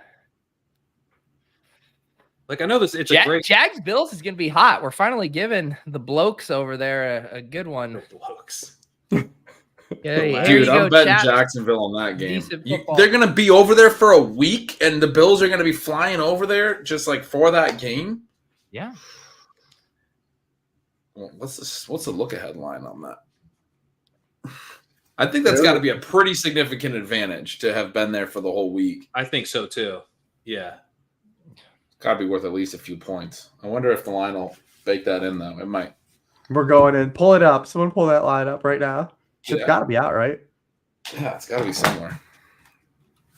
We're going Galaxy Brain here. We've uncovered the one edge the rest of the market hasn't found. It's the last efficiency in betting NFL spreads. Yeah. The team who stays in London 1 extra week. The chat, it's always baked in. But Jags minus 23. Jags minus 23 versus Buffalo. Damn. I mean, my model had it at minus 25, so it's still showing 2 points of value. Yeah. Oh my goodness. Incredible. No. Well, I'll let you guys break down whatever. What do you guys do? What do you guys talk about? Like what, the guys you won? Come on, give us a little high stakes recap from our the guys you guys won. Yeah, we'll talk a little bit. Who was the hot guy? Who was the big pickup that you guys woke up? Jerome Ford wasn't really available, I guess. It was a quiet week in one of our primetime leagues. We were pretty excited about. Dude, that was fun because Davis tried to log in and up our bid by another 100 FAAB. For who? And Kendrick Miller was available in a league, and he couldn't log in in time. And we still won them, so we just like 100. We won it by like $30. It was close. Save the FAAB. So you saved the FAAB. Yeah. So we saved the FAAB. Yeah. No, beautiful, man. It worked. Even after I told them what the bid range was to get it done, and Davis still wanted to go in and spend more of our money. Just classic Matic. I think we were on the low end of the bid range that you said, though. We did some cheap Zach Evans pickups, which I mean, we'll see. I like that. Yeah. Why not? I mean, there's like almost no chance that it actually will be Zach Evans be Ronnie Rivers or whatever, right? But it is so much more fun. If you think about a longer timeline, he's a good guy to stash. Yeah, just in case. Exactly. Yeah, their offense looks real good until you need a player to churn next week, and you're like, all right, yeah, it was just kind of next week. Hey, it's $1. We spent $1. Gotta get that look ahead defense. The short-term, long timeline play. That's like there is this thing where you like it's right like from now to like week 8, where you just like pick up a guy thinking you're gonna hold him forever and then churn him immediately. Cut him the next week. Oh, bye weeks are next week. Well, didn't plan for that. Can't play this week. What are you gonna do? Shit. All right, Rich. Check out Lord Reebs on Twitter. Sharp Football. You've also been doing an awesome DFS show with Hilo. Oh, with Hilo, that show's pretty fun, man. Nice. Yeah. Anything else? We smashed the first 2 weeks. We had Mike Evans week 1. We were on him. We were on the Gabe Davis stuff last week. Anytime you can nail the Gabe, we got a Danny Dimes rushing attempt. Daniel Jones rushing. Let's go. Yeah. But it's a fun show that we're doing. If you guys check that out, we do it live Fridays at noon Eastern. He usually tweets it out. I tweet it out, but it's always you can check it on their feed. But we kind of just look at like underrated like situations that like people maybe are like under the chalk stuff. So it's like kind of just it's fun, man, because it's cool. Those are the best types of shows because if you're right, you could talk about all the crazy shit you're right about, and if you're wrong, it was a long shot anyways. Yeah, it was under the radar. Hashtag. That's why Jordan Athens the cover boy this week for me. Yeah, listen. Yeah, you got Jordan. Listen, you know how much Elijah Moore I'm going to pimp tomorrow on that show? Fuck it. That's a good one. I did hear that the Titans are a pass funnel, so I can rubber stamp that one for you. I don't think we've ever seen anything like this though, where we've had 3 guys that are like the consensus volume chalk in a row just face the Titans. Like just we had Jamal Williams open, Josh Kelly, and then we're doing Jerome Ford this week, and it's just like they just run into this buzzsaw of that you can't run on these guys. Are you out on Ford? This week, I'm probably not going to play him. In running back, there's a lot of value this week. I'll be curious to see. I know Pacheco practiced today, but he's like in that price range that looks real good. I feel like people are trying to talk themselves out of Gibbs. I feel like I'm getting the vibe. Like people are trying to talk them, especially on DraftKings. Like why? Like sure, Craig Reynolds is going to get some snaps, right? But like Gibbs went up to 45% of snaps last week. If he gets like 60 to 65%, like. Yeah, I mean, the Gibbs thing's so weird to me because people keep being like, he'll never be an early down workhorse. It's like, that's not the point of him. Right. Like, well, especially in like a situation, where he's literally 6,600, like he can not score a touchdown and get to, 18 fantasy points. On a full PPR site. FanDuel's been like ahead of like his pricing, like just because they've kind of, FanDuel's actually been a little sharper to start the year than DraftKings, but I always feel like DraftKings wants to bring more like the public in. So like they're more, like they'll open the year looser on pricing and then they sharpen it up as it goes. Like, you know, like where they're trying to get more action from the general public. Like, come in here and play. You can play whoever you want. Like, you know, exactly. Play all the guys. You know, they didn't even touch Tank Dell. Like the dude had like 9 targets, and they're like, we're just gonna leave him at 3,600. It's cool. Like, all right. Like, but yeah, I think you go back to Josh Kelly this week though. We avoided him, and I think you go back. Oh, yeah, I completely agree. Yeah. I like him. And he's like he's 600 more than Ford on DraftKings, which is really negligible. But like if you guys squeeze it in, but there's so many cheap guys this week that you can get in all around. But I do think Josh Kelly is like, because Brian Flores, like they've run 3 snaps of man coverage this year so far. The dude is just like dropping back. He's doing his Brian Flores. Like, we're just going to play quarters. We're going to zone blitz. And I'm going to give you all the light boxes in the world you want. And the Eagles, it took them like 3 drives to figure it out with Brian Johnson. They're like, oh, we can just run for 6 yards every play. Let's do that instead. And I feel like against Herbert, like he's going to want to do the same thing. Like he's going to – and Kellen Moore already showed in week 1 against Fangio, and Fangio wanted to drop back and play all that cover 6. I'll line up and run the ball 30 times if you're going to let me. So I'm going back. Let's see how bad we look. There you go. I'm into it. That's it. I'll exit on that. On a strong push. For Josh Kelly. Josh Kelly tout. We love it. Have a good one, Reebs. Always enjoy chopping it up. Let's get these Danny Dimes rushes. Let's go. Peace. That was a blast. We got a nice little. Reebs is the best. Nice little set of alpha there. He just decided to fire off a bunch of great DFS takes. That was great. That's right. It's always nice because like I don't really know what's going on. Like in the wider takes a sphere. And Kelly was someone who popped for me. I was complimentary of him in the write-up. I wrote him up as one of the hidden gems for like battle royale stuff too, because he's getting drafted in less than 10% right now of the underdog ones. And then you got Mike Williams, Herbert, and Keenan drafted in 100% of those. It's just also like a perfect leverage play in those. That's amazing. I've been meaning to do more battle royales this season, but I can't really do them until Friday, just time-wise. So I'm going to be hammering that tomorrow. Yeah. All right, here. Let me see. Oh, someone in the chat was asking, new to the Thursday night game stream, is there a timer somewhere to sync my game? No, we're all watching different feeds, and also we hardly do play-by-play or reactionary stuff exactly synced. You're going to be fine if you're a few seconds off. It's more of a hang than yes. There's a game on? Oh, yeah. We do. It is funny how we start, because I think we ease into it where it's like the first drive, we're like breaking down every play, like who's on the field, who's that, and then by the 4th quarter we forget there's a game. I stopped caring in the 3rd quarter. It was fun for the first half. Yeah. Wow. Grabbing a beer. How rich. I'm out here drinking water from the tap. I'm doing a no drink night. I drank enough last week for this week to cover this week. We'll drink again next week. You're taking the week off.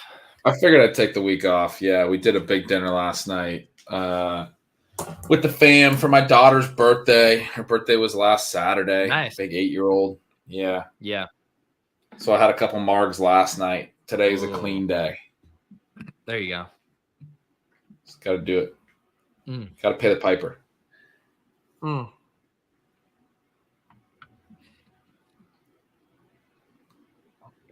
All right. We got to get a going. long, sustained drive here.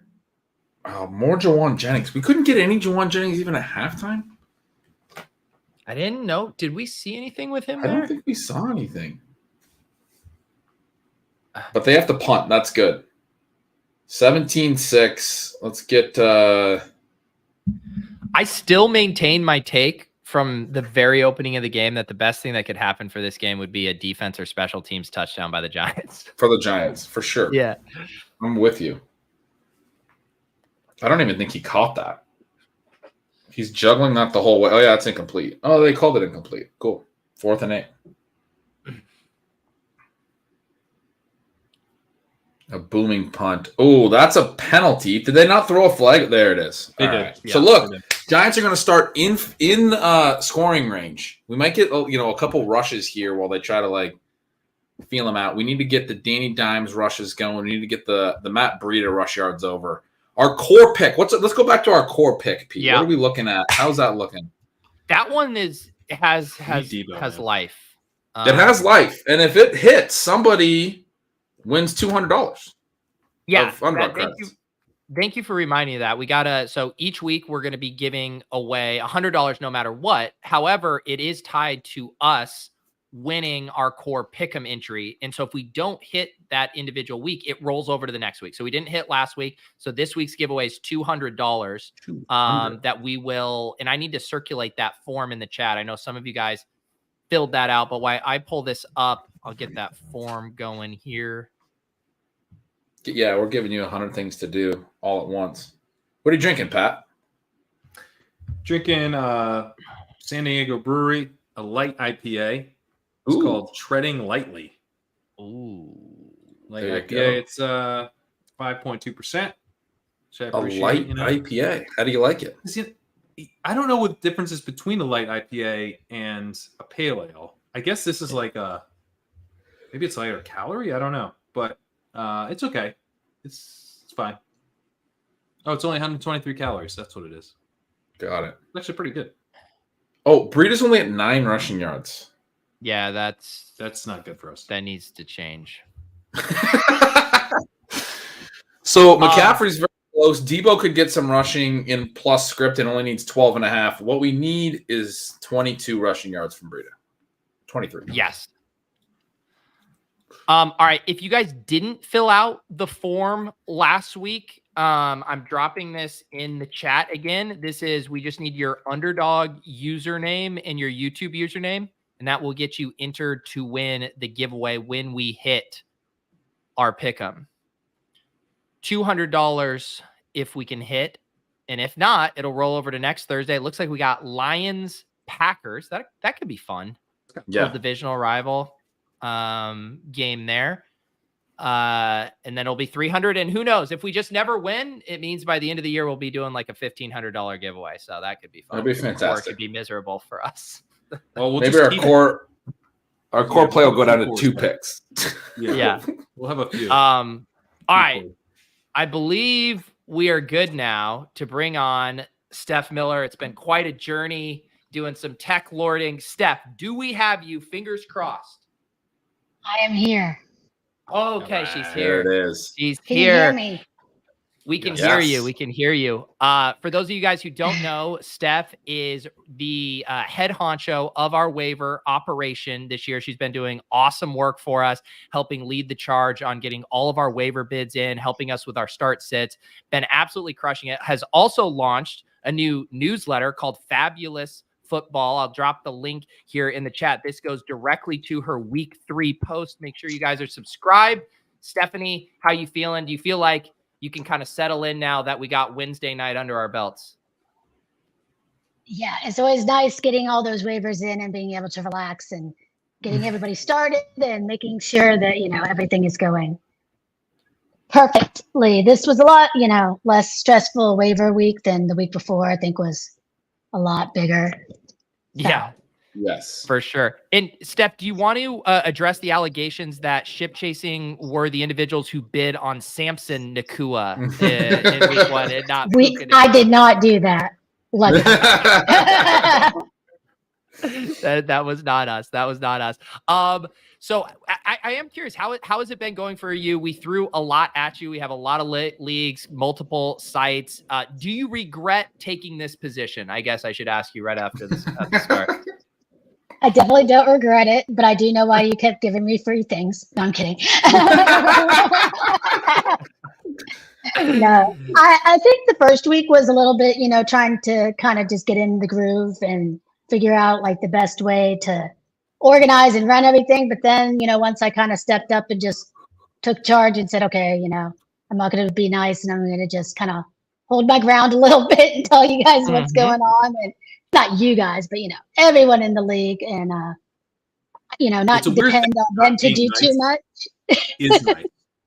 Like if you just do that, it's actually so nice to have someone take charge that way. Yes. Well, and that was an issue we had because like indecision, it's that classic thing. And there's an actual thing in like psychology where if like someone is like injured in a public setting, no one will do anything because they just assume someone else will do it. Whereas if you just are alone and you see one person, like you'll naturally, like that happens in waiver things where you're like, oh, I have this idea. And you're like, oh, you'll do it. I'll do it. And then things slip through the cracks. Well, Stephanie, you are not letting things slip through the cracks. And we very much appreciate that. Did we get a Breida touchdown? Yeah, we did. We did. Yeah. How many yards? Rush yards. Got a Breida TD. We started him on our stat chasing team. There was some discussion there, but Steph put her foot down and said, "Look, the projections say this is very clear. You got to play Matt Breida." And look at that. It was a large gap. It was a large gap. I thought it was too large to IKB that one. For sure. Yeah. So what were some of your kind of macro takes of the week 3 waiver landscape? You mentioned obviously not as good. No Puka Nakuas, no Justice Hills. Hardly, there was like no Jerome Fords were kicking around out there. It was pretty barren, right? I mean, for the most part, when I did my write-up, I kind of looked at guys that were under 60% supposedly in FFPC. So I did get some repeats. It claimed that like Justice Hill was still out there actually, I think, but not in any of our leagues because we would have bid on him. So, if you look and, well, those were kind of guys I got the second. Then that was how our teams are doing. But, I mean, we did, Matt Breida was pretty much our only kind of tier 1 guy. But it seemed like with the Saquon injury not being as severe, that kind of hampered, took some of the how good he is, because it's probably not going to be for more than if you were desperate at the position of fill in for a week or 2. Sounds like at most, maybe 3. Yeah. But then we had Pierce Strong, but once Kareem Hunt signed, that kind of made that not quite as good a play as well. Put Craig Reynolds there. I put Devonta Parker because he did get 100% of routes run on the Patriots, even though it's the Patriots, and I don't know, how much we want any of the receivers other than maybe Hunter or Henry. We put Latavius Murray in our tier 3. My guy Durham Snipe here. I'd like to see that. Yeah, Durham Smythe season. Well, we took him in the week before in all of our leagues, so that was really not pertinent for us. But again, he still was coming in at that percentage for other people that were reading my write-up. But yeah, I mean, his usage was awesome, and I love to see that, and I got him for several of our teams. You can just get some targets. And my person, but he's out there. I love Pat. In one of our emails, Pat wrote, it's nice to have some other people on the Durham Smythe bandwagon. It's going to crash, but it's nice to have some other people there. And I was like, Pat, you're the one driving the bandwagon. You can't be sure it's going to crash. This is not good. I don't want to get on the bandwagon if you're sure it's going to crash. Yeah. I give the Charlie from Always Sunny. Wild card. Yeah, that's right. Wow. Also, make sure you guys are subscribed. I know Steph is obviously covering our specific waiver decisions, but all of our tiers here and stuff is for guidance across all of your leagues here. So lots of applicable information, but you did do a nice little recap of how our teams were doing. This is really nice too, because I know people often ask, but it's hard to bounce around on sites and do this. So I appreciate you breaking stuff down for us here. Yeah, it was good to see that we have some teams that are doing really well. Most of them aren't my personal teams, but other people, we have a few that are in first place here. We got Chase and Go Bills. And I think that maybe some luck rubbed off having Go Bills in their name. Yes. So dude, just name a team after Go Bills and then you finish first. It's pretty easy. Yeah, that's right. Yeah. And we got Slow Bros is doing really good also. And the Cranking Purple, April, Crack Rock the Minisodes team doing pretty good. They are doing pretty good. You guys are in second. And I mean, it's looking up. We had a couple, I remember we had a 3-way choice between DJ Moore, Deontay Johnson, and Brandon Ayuk. Pete was on Ayuk. And that was kind of the guy we're like, all right, we can all agree Ayuk is a pretty good pick. And we went with him, thankfully. Yeah. Then we also owe Deontay Johnson on the way back, and he's just not doing anything. Well, more you got us on. You got us on Jordan Addison over Evan Ingram, which is, I mean, I'm really glad we have Jordan Addison on that team. I feel good about that. Yeah. that was the biggest debate we had. Yeah. I remember I was visiting my parents that weekend, and it was like real early in the morning, and we were going to time out, and we were just like arguing, Debo. And we were like, neither one of us was going to convince each other, but like currently we had Addison ahead in the queue. Right. We just talked until it timed out. I just had to keep arguing until it expired, and I knew we'd get Addison. Well, we got Addison. Yeah. So Debo hit on our halftime one right there, right? We had Debo's receiving for halftime, or do we have Debo's rushing? No, we took receiving. No, you're right. We already hit that. We had him over 83 or over 61 and a half, and he's already at 83. Nice. Beautiful. What else do we have on that? That one has Wan'dale. We need a catch. CMC, we need 6.5 more receiving yards on that one. Nice. I like that. That's a good one. CMC's going to get there. We just got to get Wan'dale a catch now. Let's go. Steph, did you have any other thoughts or epiphanies as you reviewed our portfolio? Like, holy cow, these guys drafted a lot of Breece Hall, or, you know, any other things that you think about our overall portfolio after doing waivers 3 times? Well, it seems, you know, yeah, we definitely do have a little bit of overlap on our teams. You could definitely see, you know, that we like Breece Hall and Wan'dale, and, you know, now Durham Smythe is, you know, also getting in there for us. We started Debo on 2 teams, I think, tonight. So that's also, we want him to score points, period. That'd be good. Sure.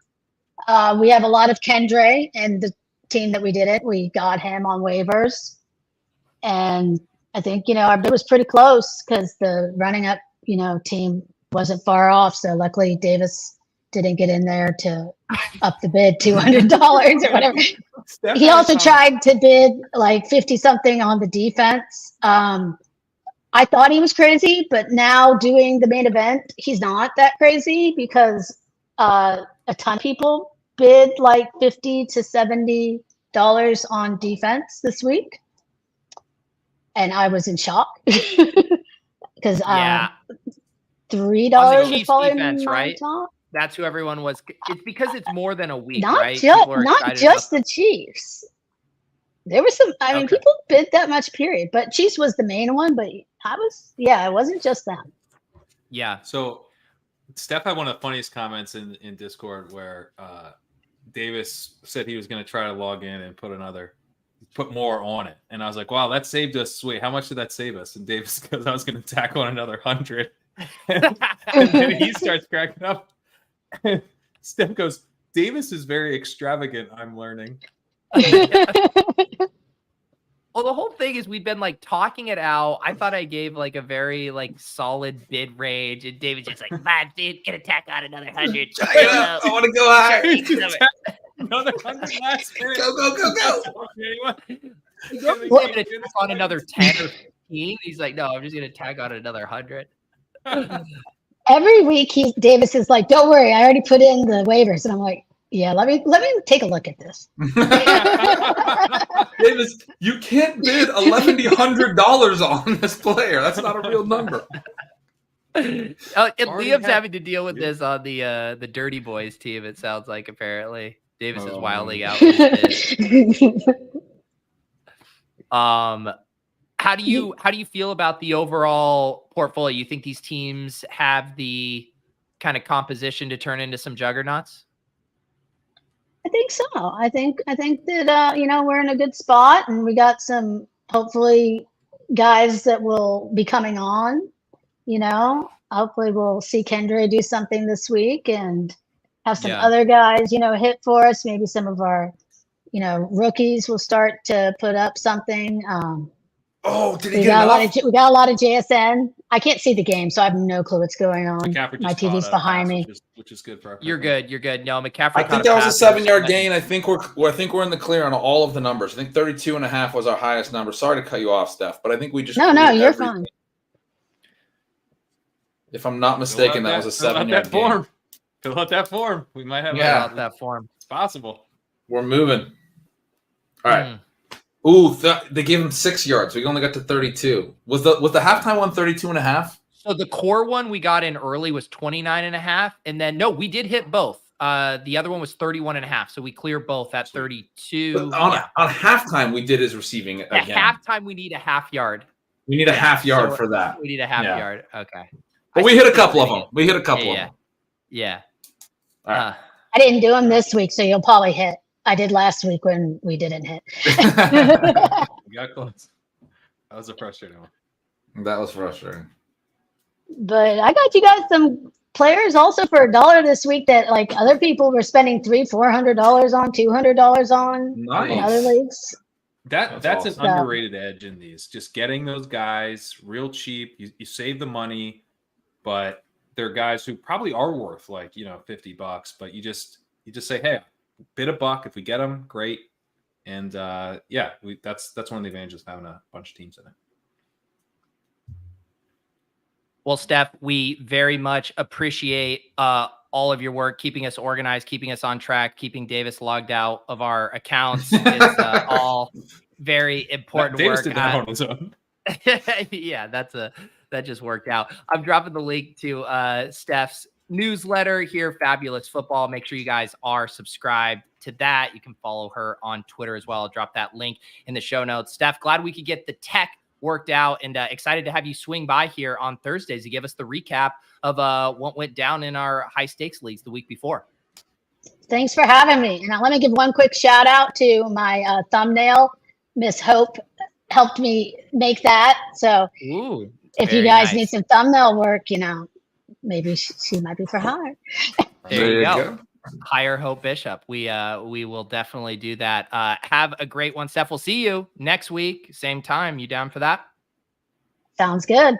I'll see you guys then. See you then, Steph. Peace. Thanks for coming on. What did we get here? Illegal contact?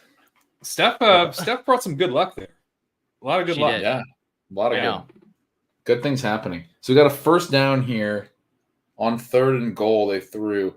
Dable is hot. This is what Reebs was talking about. He can't get ejected for this, but he's going nuts. Yeah. What do we got? Oh, they got that. They called that illegal contact, that little push. He didn't let him come in on I don't have a ghost. Murphy just came in. Oh, that's hilarious. The door opens. So now they're going to just run it. Give it to Debo. His weekly appearance. That's a good boy. What do we? I guess nothing here really. I guess McCaffrey catch could be our half yard. What can we do a quick inventory of all of the slips that we have? Yeah, because some stuff happened there. Yeah, what are we? I guess it feels like we just need a smattering of things. Yeah, I would. We got some burrito rushing. Okay. So this is the one. Yep, this is the one for. Let's see what the Niners do here. Purdy rolls out, throws it away. Breida up to 17, so we need 15 more yards there. Debo, we need 13 more yards from Debo. But they're leading. Right. I mean, he could. We want them leading, but we want it close. We want them feeling like they need to use some of their tricks. Right. Yep. Then Kittle is 11 off of his. Then we have the Debo in here. Oh, the Daniel Jones rushing. Yeah. That looks dicey. That looks real dicey. Yeah, that's very dicey. Yeah. That's just not the game plan. That's not what they're trying to do here tonight. So basically, we need one CMC catch and one Wan'dale catch to ship. They're kicking another field goal. This game is staying reasonably close. Yeah, this is okay. The CMC Wan'dale. I feel best about this one. I feel best about this. We did this one. This is the one you threw 250 on. I was like, I got really excited because I was like, it seemed soft. This one. It did seem soft, and we already hit Debo, and McCaffrey got a half a yard away, and Wan'dale's catching a pass. Like, we're getting Wan'dale. This is happening. Yeah. And then what's the other one? We're a half yard on McCaffrey. Oh, then it's Wan'dale and Hyatt on the other one. Okay. Yeah. We just need to catch from both Wan'dale and Hyatt. Couple of short kings. Yep. Let's go. Boom. All right, I'm gonna run to the bathroom real quick before we get back on the Giants.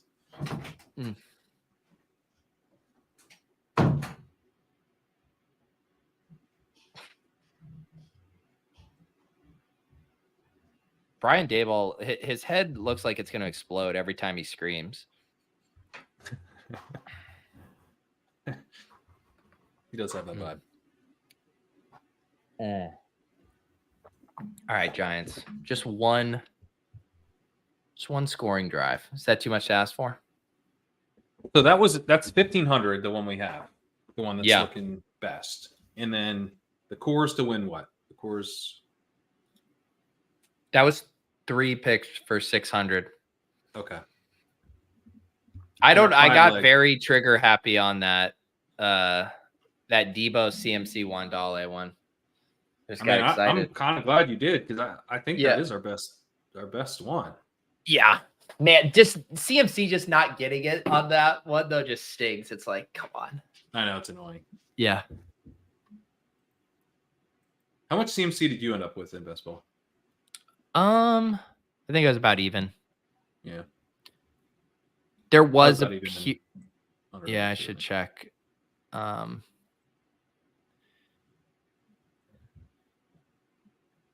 It was always like it was similar. It was a similar dynamic to what Reebs described, where he's like, okay, you didn't want to have whatever as your wide receiver too, but it was also like you were worried about the wide receiver avalanche, like in general, in some of those rooms. But it ended up mellowing out to where you could get away with doing the CMC stuff. That was like once the Ravens wide receivers had kind of like dropped a little bit and like Burks had dropped and you didn't feel as naked. Guys, I just looked at the game stats. Niners have 307 total yards. That's pretty normal. The Giants have 121 total yards. Ridiculous. It's like there's 4 minutes in the third quarter. Do something. Do something. Come on. I have Daniel Jones starting in a league, which I didn't really want to do, but it's a freaking home league, but it's like a shallow league where you're like, you're either going to cut him or you're going to cut someone you're stashing, and so you just play him.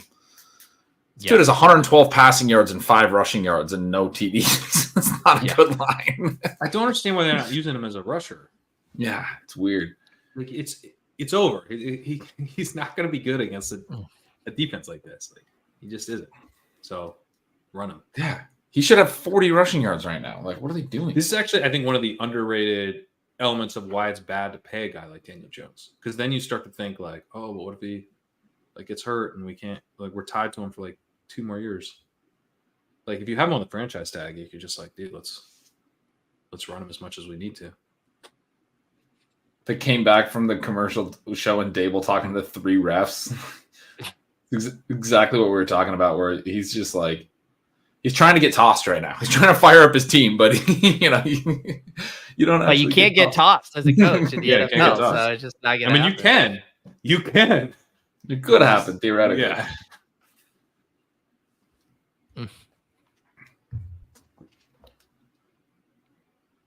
This is a big drive for the Giants. Let's see if they pull out some stops. Maybe, I don't think Dable's a candidate. I think he bought himself a pretty long leash last year. He did, but that's why I think they blew it with the Jones thing. He already spent the leash. Like his leash is not longer than the contract they gave Jones. Oh, he only got 3 yards. We need another. What do we need? 6? Yeah. It's okay. Yeah. It's all counting towards the end. He's a part of the flow of the game. The big drive, they have him out there.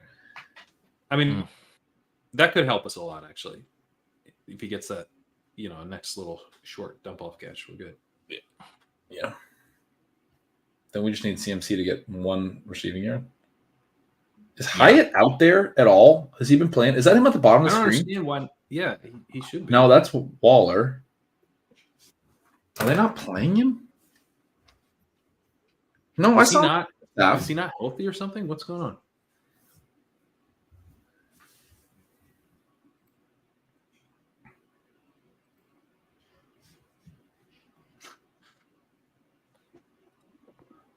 Uh-oh.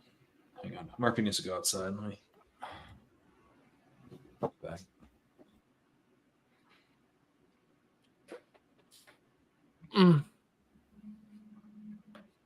Yeah, it is really weird that they just have no use for Hyatt after. Like that's what I'm like, if they treat Mims like this again coming after this out of this game, it'll be very frustrating. Wan'dale, let's go. That's enough, right? Let's see. Hyatt had 6 snaps at halftime. Okay. Well, he ran 5 routes in the first half. Maybe we'll get there. Was that 3 yards? That was 4, I think. Yeah. I think we got 4. Boom. Come on. Yep. Yeah, we got 4. We're good? Okay. Yep. So guys, we are now a half catch, right? Yeah, we need a half catch. We need one catch from CMC to ship $1,500 here. Let's go.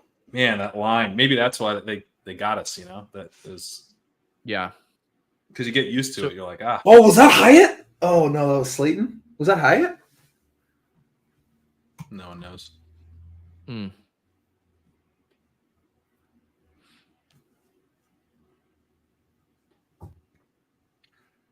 Okay. This one looks pretty good. Wait, why is it? Oh, holding on the offense. Oh no, it's below. It's below. Oh, holding on the defense. Offsetting. Chat saying Hyatt was out there and beat the safety. I mean, just on a quick screen. We only need 1 yard. We want to score here. We want the 49ers to feel like they need McCaffrey out there doing his McCaffrey stuff. 3rd and 9, you got to have Hyatt out there. What is he, 84? I don't see him. They break the huddle there. All right. Our guy Devin out here needs Hyatt 10 receiving yards and Mitchell to run for 2 more yards. That seems attainable. If You'll get good there, yeah. I feel good about your Mitchell number there. They got a punt though. All right, so we need. Let's get some Debo rushing on this drive. We need it. We need it as soon as possible. Or the Brock Purdy pick 6. Yeah, I would be fine with that. Yeah. I would love to see a Debo rush early in this drive too.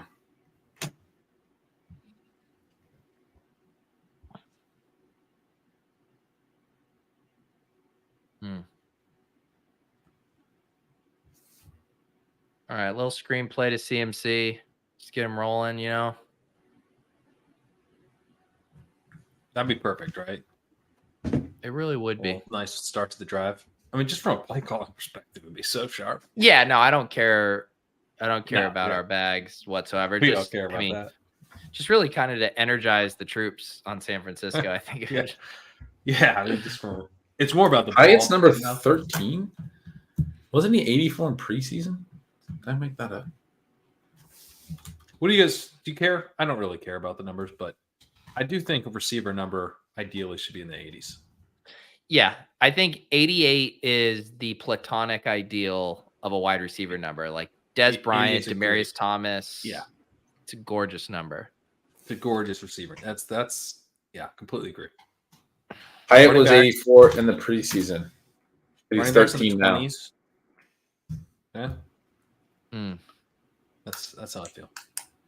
12 is a quarterback number, man. You can't be wearing 12, Darren Waller. I agree the with that Waller one is sure. thing. Yeah. Waller. I don't know though, man. I kind of like the teens for receivers. Do you? 11's pretty badass. Yeah, I will say. I like the single digits. I think the single digits for receivers is kind of cool.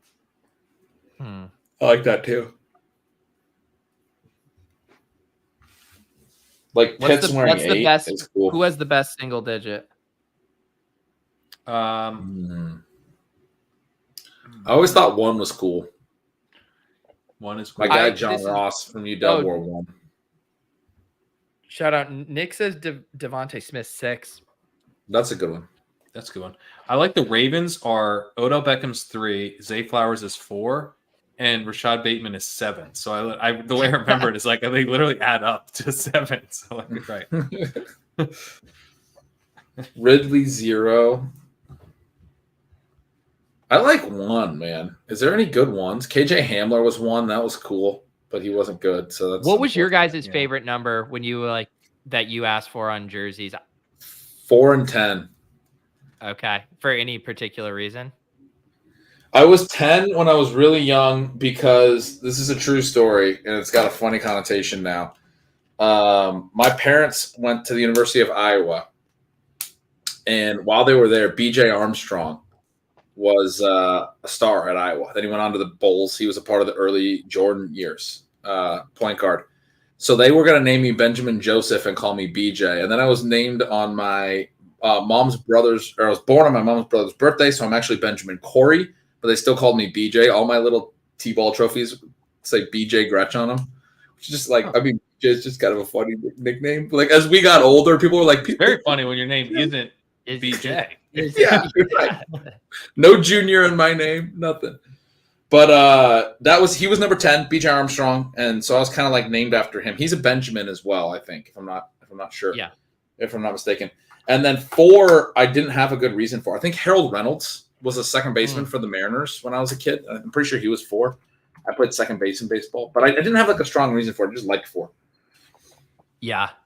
I was always wanting 3 because I loved Allen Iverson in my basketball days, so I was always trying to get number 3. That's a good one. I had it for a while. No strong reason. What was that? Yeah, you kind of broke up, Pat. The number 9. The number 9. Yeah. Kittle? All right. Are we over him? Let's see. Kittle. That would have been close because we needed 10 yards from him. That was probably what, like 8 or 9? Yeah. Speaking of Jays, JJ Watt and TJ Watt. I was watching the Steelers game, and Brittany was struck by, TJ Watt. I thought it was JJ Watt, and I had to explain, JJ Watt retired, TJ Watt's younger brother, very good. But she pointed out the JJ TJ, kind of interesting. What is the J? Is it the same J? Is someone a junior and someone has got a J middle name? I think it's the middle name for JJ. I'm pretty sure it's his middle name. He's like John Joseph or something like that. Is it Travis Joseph or something? What, Tucker Joseph? What they do? JJ Watt is Justin James Watt. Okay. TJ Watt is Trent Jordan Watt. Okay. So I think they're both middle name J's. They're supposed, but so now you've got a choice as a parent there. You've got a JJ, and he's significantly older, right? He's like 5-6 years older, right? Yeah, I think so. Yeah, he's quite a bit older. Human. That's a human being. You know what I'm saying? Like that he's he's in schooling of some kind. So he is telling you that he is JJ. Now you have another child and you name him TJ. It's a little interesting. It is a little weird. That is weird. I'll give it to you. Maybe TJ liked it because he looked up to I think his brother. That's probably what it was. Yeah. I like to think that TJ decided to become TJ, not that the parents forced TJ. I don't know what you guys thought this show was going to be. I mean, we're here to save Thursday Night Football. You guys put a lot of pressure on us. I'm naming my firstborn BJ. I'm telling you, BJ is a great name. Yeah. BJ Armstrong, Benjamin Roy Armstrong Jr. So that's where I got Benjamin from BJ Armstrong. He was at Iowa from 85 to 89. I was born in 87. So he was in the middle of his college career. My dad was probably already like, no, this guy's sweet. He's going to be awesome. And then when he was with the Bulls, he's winning freaking 3-time NBA champion. When I was 4, 5, and 6 years old, basically, I had an old BJ Armstrong jersey. I'll bust that out. Let's dive into that a little bit because we're constantly trying to make calls on players. And your dad made a call on a player so well. He named his son after this dude. And then he crushes. I mean, that is as high stakes a call as there is. Yeah, that's pretty good. That can backfire. That can really backfire. Yeah. When you name it. Trust me. Got a son named Jalen Rager Crane. It's no good. You should have named Murphy Rojo. I know. Where did Rojo sign? Was it the Ravens? Did he sign? I thought he was going to work out with them. Okay, I saw the work. Maybe maybe he didn't sign. Got to work out. That's a good one. The Ravens was that Paul V said. LaVisca over Zed. Consider it. Rojo's on the Bears. That's like the very worst place he could have gone. No, she's referencing Roshan Johnson. People are trying to co-opt that nickname. Yeah.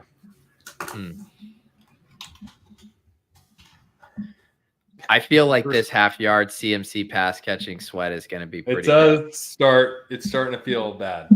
Can I just get the Brock Purdy strip sack? Giants defense. That TD. That's what we're looking for.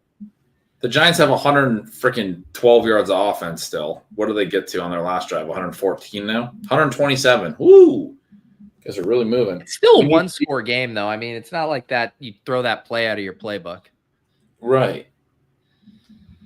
We got to get the defensive TD, though, would be the big one. They've run 34 plays. They have 8 first downs. This is like, I mean, the Giants are embarrassing. Okay, this is a pass play.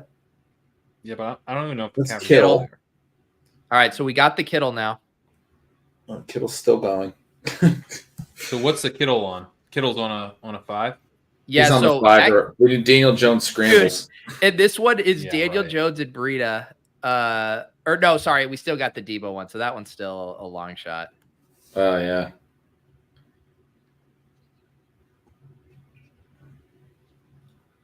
So the Kittle doesn't even matter. Because we needed Breida to run 75. Yeah, that's good for him, but we needed Breida to run for a lot. Like the Giants, you can't do anything with the Giants. We should have just taken Giants unders. Taking unders, yeah, but the unders were so low. It was they were so low. Taking the unders of what we actually did do, and we'd be pretty good. You mean contra trade ourselves? No, I'm saying we're gonna miss on the Giants stuff. That one is a sick sweat right now. Yeah, because this one, even with this, will put us up with like a 200% ROI through 2 weeks if we hit this one. Dude, I don't even see him out there. It's like the time we think so many times. The only time where the line actually might matter.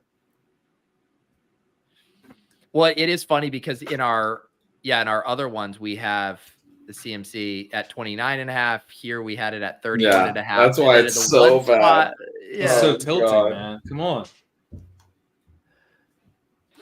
And I swear he got 7 yards. It was 3rd and 6. He got a yard past the sticks, and they only gave him 6. Yeah. I know. I was right when it happened. I was like, "That's a 7-yard gain."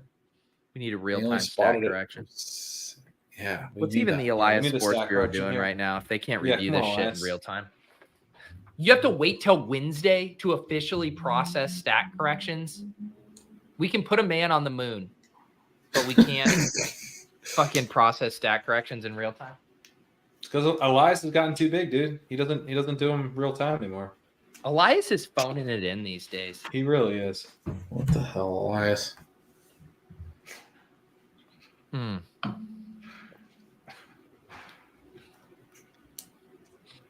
We're gonna get. I'm surprised Debo got. What's up? Good. No, good. I'm surprised he got so little rushing in this game. We all felt pretty good about that. No, that was the one we felt the best about. Yeah, we were all like, "Yeah." Do you think there's an element with like the Debo rush stuff where they want to save that shit for closer game, or is it something where it's like, it's more of like a Joker card that you pull out versus, hey, we're just gonna fucking run it down the Giants' throat. Yeah, and they made it the whole thing about getting Elijah Mitchell more work. In hindsight, that seems kind of fucked up. Yeah. In hindsight, they're doing a lot of that. Yeah.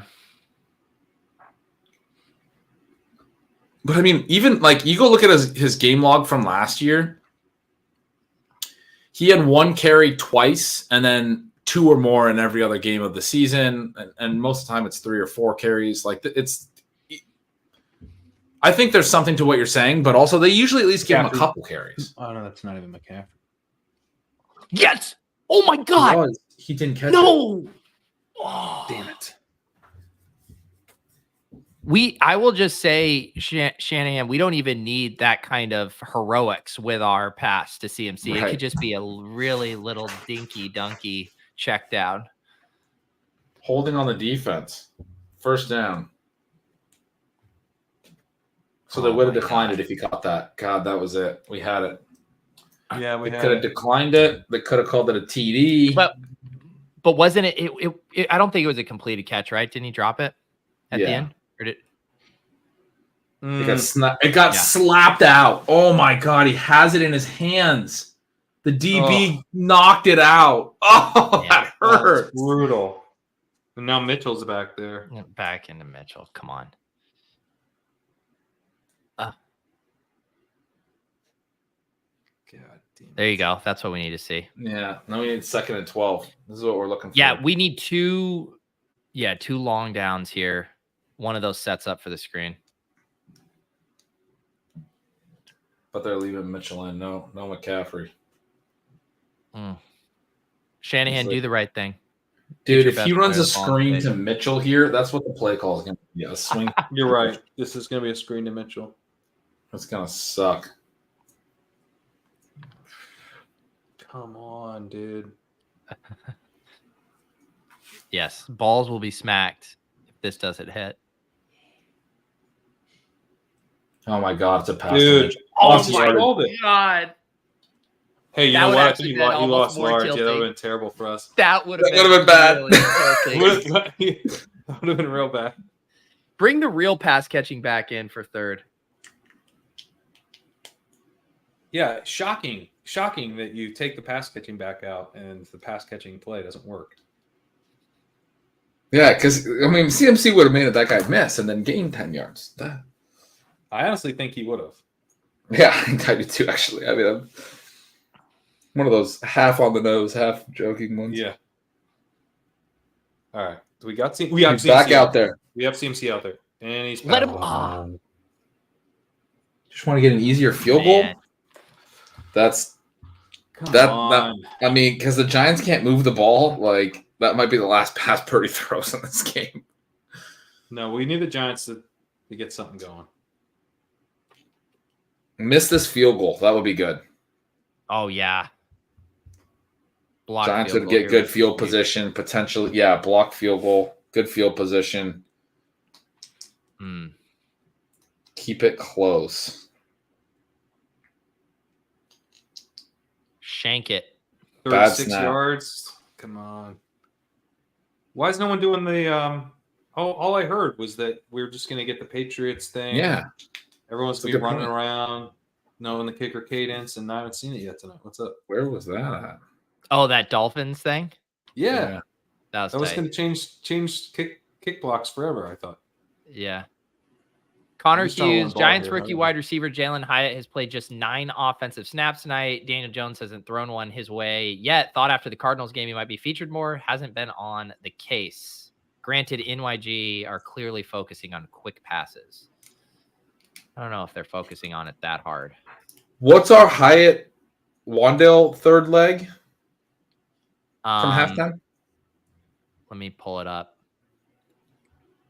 So, yeah, the Robinson one hit. We need the CMC. Oh, that's also CMC's receiving. We literally have a whole yard here for another 600. God. All right, we need a Hyatt bomb. Just do it one time. Score a long TD, quick. Shoot this game out a little bit. Yeah. That'd be fun. A Hyatt bomb to that is the nuts right now. That's the nuts. TD, get the conversion, tie it up, force Shaney to start calling some plays. He'll come back, he'll call a Debo run, he'll call a CMC screen. Suddenly we're getting everything. It's all just hitting. I mean, Eli Mitchell getting the easy dump off while CMC has to like try to moss a dude in the red zone. That was brutal.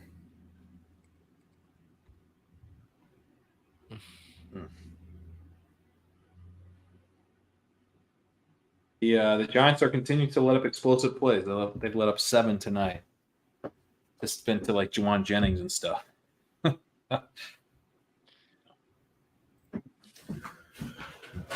What games are you most excited about this weekend?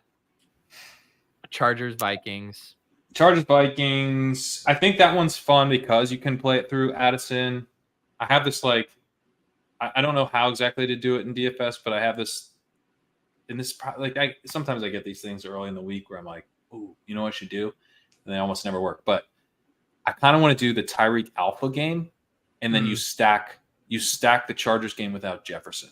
So you go Cousins, Hawk, Addison. Addison's the key, and then then you play the Tyreek Alpha, and then you bring it back with maybe Josh Kelly. Actually, I'm kind of like want to play around to see if I can get something that like a projection system doesn't absolutely hate with that. That sounds interesting. I mean, I guess the only thing is both those guys are so expensive. Both who? Hill and Jefferson. No, I don't want to play Jefferson. I mean, I want to. No, I know. Yeah. That's why I'm just like if you were saving a little bit more money, going down to Hill. Yeah. Just like I would be like really unique. Although if that's my goal, I probably shouldn't announce it to everyone.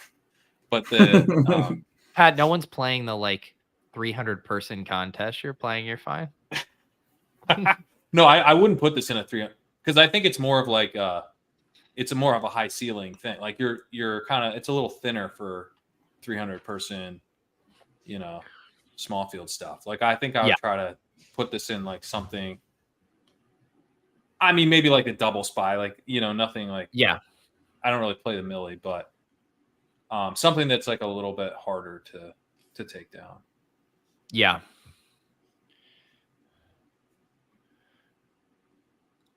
All right, our producer Nick giving some boots on the ground alpha.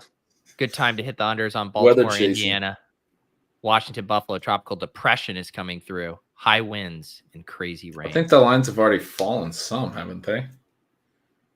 I saw some. I really enjoyed your pod with JM last week, Pete. Got me on Tank Dell. Oh, thanks. Yeah, that was an awesome call by JM. I kind of like going back to him this week, too. Do you think he's going to be real popular? He might be. Yeah, because he's what? I think 3,600, 3,700. Yeah. But, I mean, if he's not, Nico Collins really pops. He's a big guy. I've been doing, this is what I have a little bit more Battle Royale brain because I was doing that and like Tank never gets drafted in that and Nico's getting drafted all the time. So it's like you do Tank and Battle Royale and then probably play Nico in DFS because people are going to go down to Tank and not pay up for Nico. That's smart. Yeah. Nico's profile looks awesome. I'm definitely excited for him.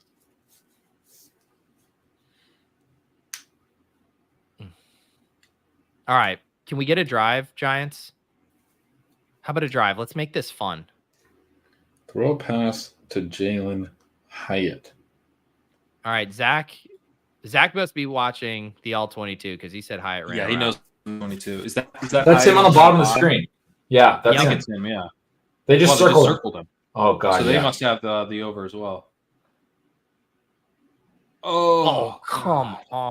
There was so much cushion there. Just throw it to him quick. Get 5 yards and punt. Damn, dude. Be happy or oh, that's just a bad throw. Yeah. He's won the route. Darren Waller won that route. That's a first down on 3rd and long. And Daniel Jones he was in a clean pocket. It's just a bad throw. Waller looks like trash. I don't know. Waller won that route. I don't agree with that take in the chat. All right, guys.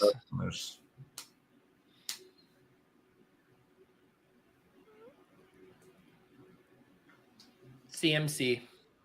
Let's go.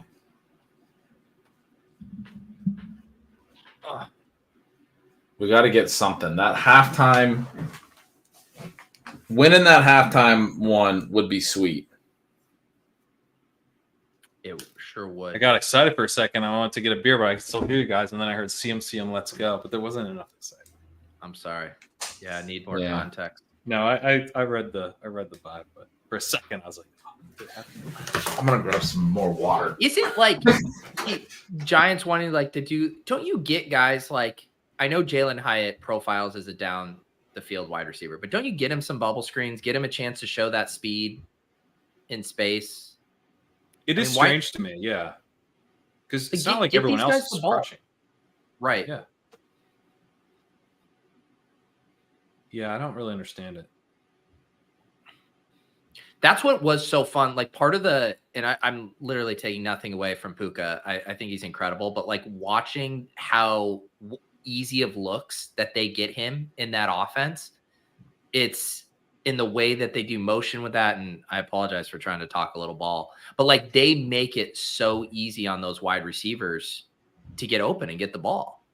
And then he's awesome after the catch and all of that stuff. But just like, and then you watch some of these offenses and they make it look so fucking hard to get their playmakers the ball. I know. It's frustrating. I think credit to McVay, I think, for just being like, Puka's the guy. Like, we're just going to feed Puka. Yeah. Well, I think a lot of coaches would take the actual human Puka, right, and like his exact skill level, and they just would never use him like that. He's a 5th-round rookie. Right. He didn't do something right in the meeting or whatever the fuck, and they're just never going to, like, he's just not ready, blah, blah, blah. They would never do that. And McVay's like, we're just doing it. Yeah.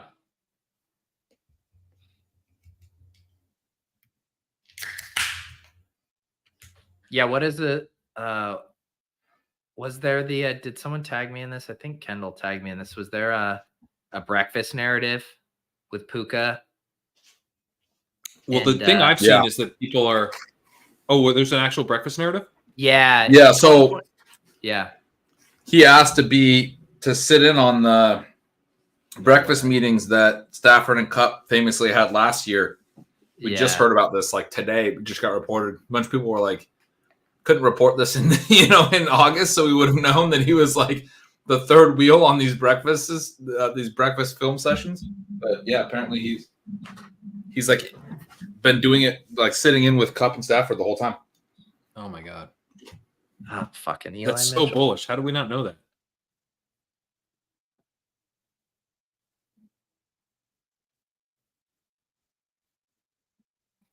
More Debo.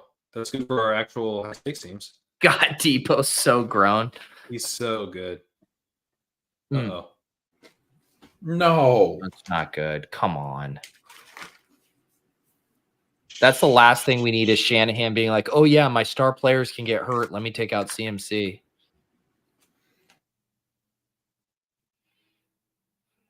Come on. I will say, and I do have just so much faith in Debo because I feel like he takes these bad hits and then is just always okay. Yeah, it also looks like maybe. Did he land on the ball? I think this is a wind. Yeah, could have gotten the wind knocked out of him. I think he got the wind knocked out. It didn't look the way he rolls over onto his back immediately too, and he was holding his chest. Like it feels like he just landed on the ball. I think he's all right. He has been on the ground for a concerning amount of time. It's true. Trying to be an optimist, but you're right.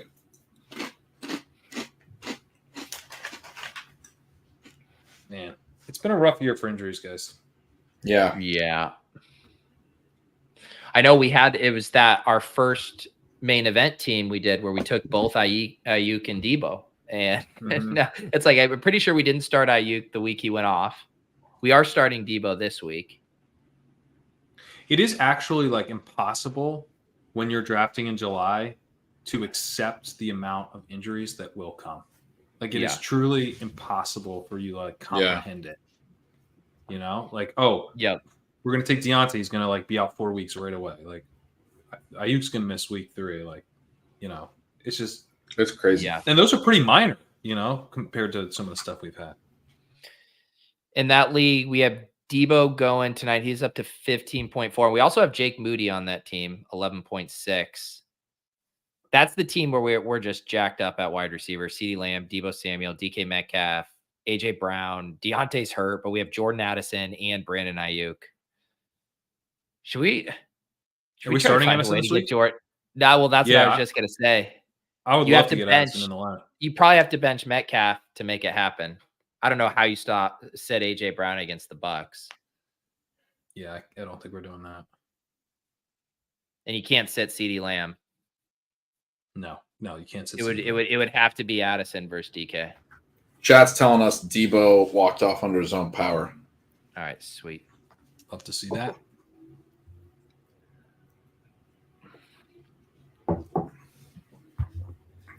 Mitchell gonna close it out. Yeah. Nelly.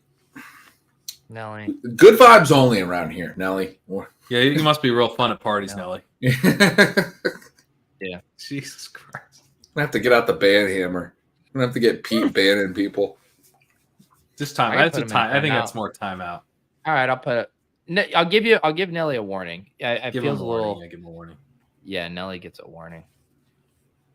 Debo's smiling big. Thanks, Sue-Ann. See, this is all positive vibes. Although Sue-Ann did say she was tired and she's on the West Coast now. So I'm glad to see Sue-Ann's waking up.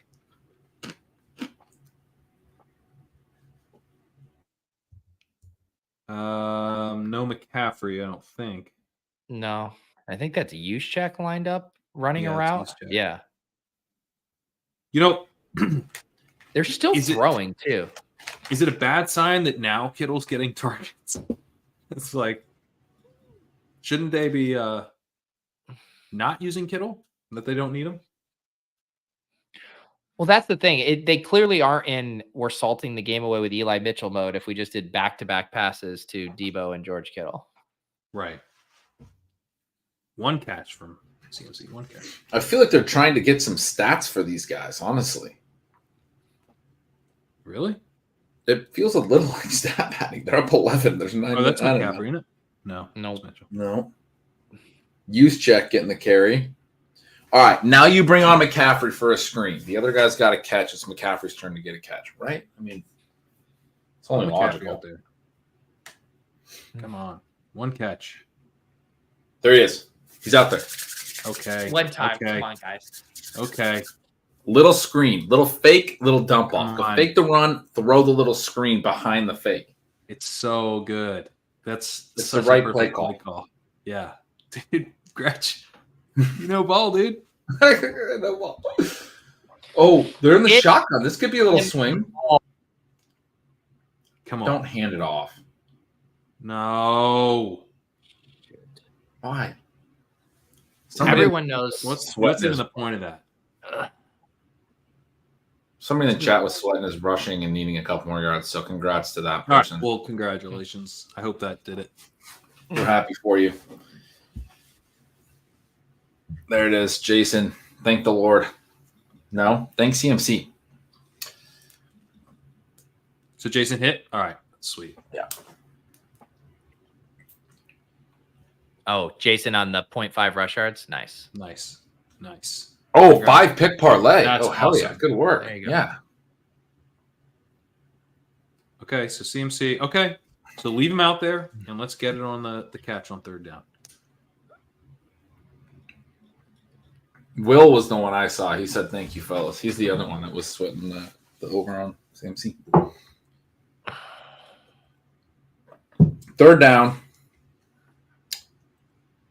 Let's get I only have one play call. It's the one where they fake the run and then they dump off to CMC. Let's go back to that play call. All right. No. Oh, they got CMC out wide. I like that. I love that for us. It's a Debo run, isn't it? Oh, CMC. There we go. Yeah. Oh. Pete just went rogue and put 250 down. Didn't talk to anyone. I went real rogue. Go. Screw it in. Let's go. Boom. Oh, yes. Beautiful. Go. Yes. Arm fully under. Ball Look does at that nothing. diving catch. Oh, that's a catch. That's a catch.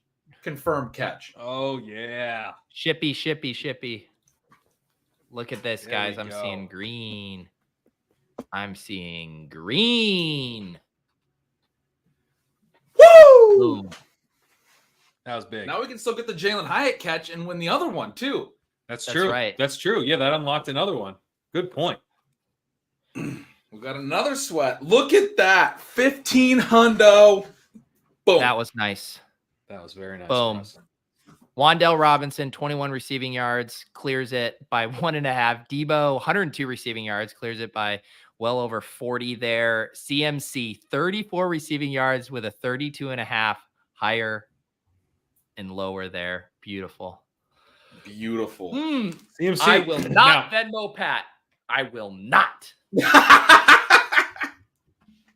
Here's the thing. CMC is like your best player, dude. You can't put him out there. You gotta Yeah, we rest could him. not risk Purdy just cooking. Oh, Debo. Oh, my Debo. He's healthy. He's back. That's Is that in? beautiful for our slow. Yes. Wow. Debo Samuel. That's good for our main. Boom. Our slow drop main. Let's go. Debo with a big day. Murphy likes it. Murphy loves it, dude. He's a big Debo fan, always has been. All right, let's see here. Checking out our main event. How team. good I mean, that was a thin out we had. We got a 2-yard catch. We needed a half a yard. They called one play where they actually threw it with CMC on the field and he got a 2-yard catch. I mean, wow. They went right back to Elijah Mitchell as soon as he got his 2-yard catch. And the Wan'dale one. Remember we didn't get it, and I was like, that's good. And then he got a tiny little baby catch after that. So right. Whew. That was a fun sweat. That was. Yeah, that was. I love you put 250 on it. I got really Dude, I excited. love I was that like, so much. This seems like it shouldn't be this low. Oh, perfect. So nice. We've been So like good. generally doing $100, for our. You were picks, and I was feeling just it. like, Sometimes I you was just like, got shit. at the blackjack table. You're like, I got to push a few more love chips out on this hand. Even at the time, I loved it. And then Yeah, I did loved too. it a I was lot. like, ooh, all right. Yeah. Man, we're looking good here in our slow draft team. We got Jake Moody. We got Debo with 25 points, and we're going against San Francisco D, who only has 2 points. Yeah. Beautiful. Oh, we have, They only have let me 2 check waiver, points? Casey. How do they only have 2 points? 2 No points, turnovers for from the 12 points Giants? allowed, and 2 sacks. That's it. Let me see the Oh, NFC they team only that have we 2 sacks? I feel like they've had a few. Wow. I know, it is kind of surprising. And they've held them to 138 total yards, but that doesn't matter. All right. So we have 15.3 points in waiver. So you have, no, I don't know. It's unupdated. This isn't updating.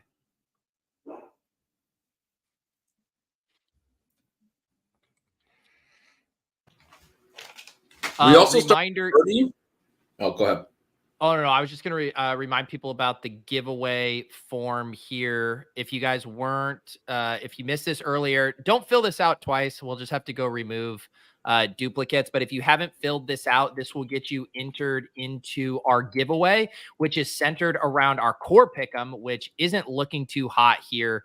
Debo would need to get a long rush, and Matt Breida would need to get 14 more yards. But the silver lining, as always, when we miss, you guys win the following week, because now the giveaway, if we don't hit this, will turn into a $300 giveaway next week. So every week that we don't win, it'll roll over. And to be entered, you have to fill out that form, because we need your Underdog username and your YouTube username so we can verify that you guys are hanging out in the chat with us and playing on Underdog What were you going to say, Gretch? I can't remember. Oh, we played Purdy with Leone on Yes. Oh, NFC. that's right. So that Nice. TD game was a 300-yard 2 TD game. That's pretty nice now in the NFC scoring. Yeah. Let me check that. So Yeah, I we didn't say 40 anything points about there. retweeting. There's no retweeting necessary. The retweet was for last week. We did one. We wanted to kick it off with a giveaway, but this rollover giveaway has nothing to do with X. With X.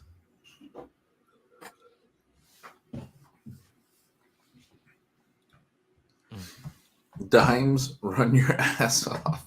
Yes, please. Who just caught that? Oh, Darius Slayton.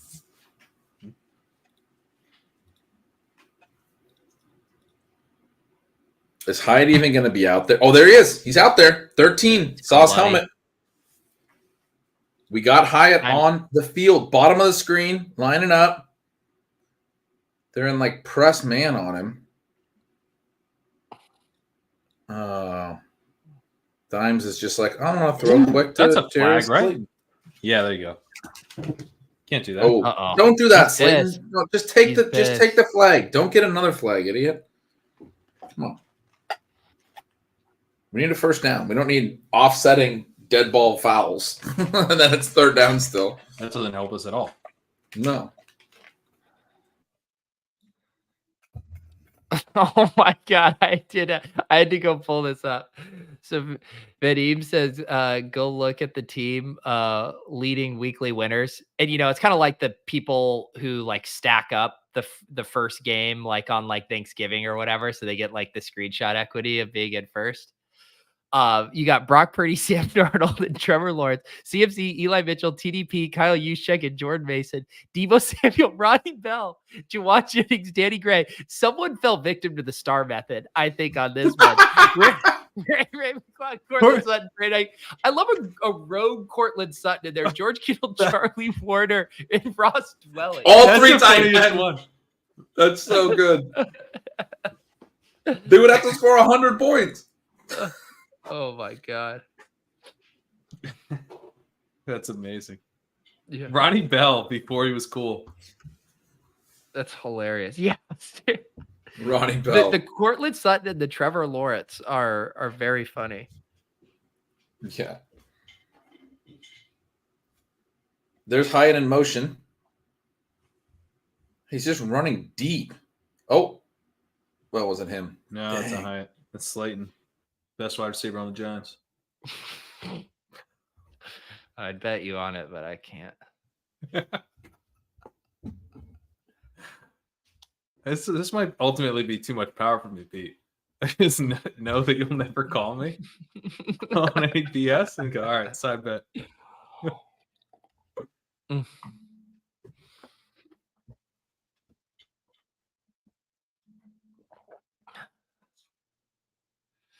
I am curious because this is a badge bro here, red badge.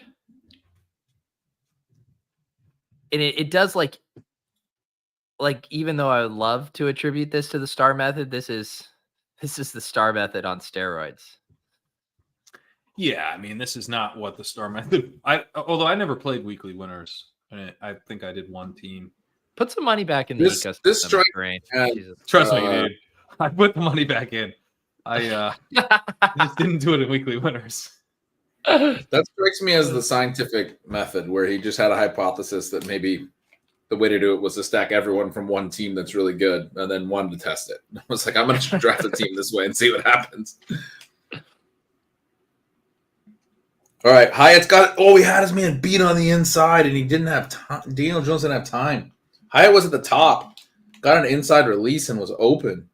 So Brandon Johnson says he's got two different 5-leg picks that need Hyatt. Oh wow. Yeah. Hyatt. Let's go. Hyatt, one time. Is Hyatt in there? Yeah, I think top of the screen, 13.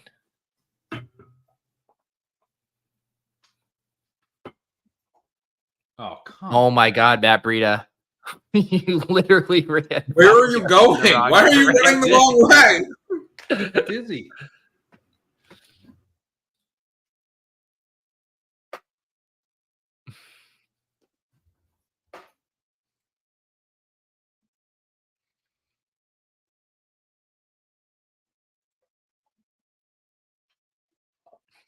All right, you have the Prime Vision up? Do we know if it's out? It's not a bit. I'm still watching the Spanish version. I've been on it ever since. Well, it doesn't matter, I guess, because you're. Oh wow. No, that's bad. That's really bad. That's really bad because they might not get the ball back.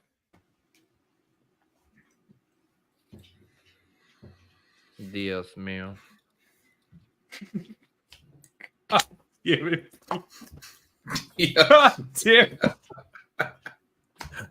You mother. At a time like this. Yes. Yeah. Dios mío. He mutters.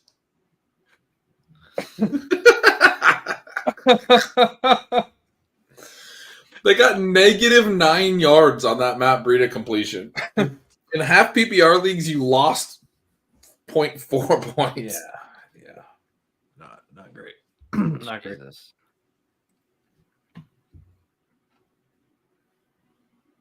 Now we're getting all Elijah Mitchell.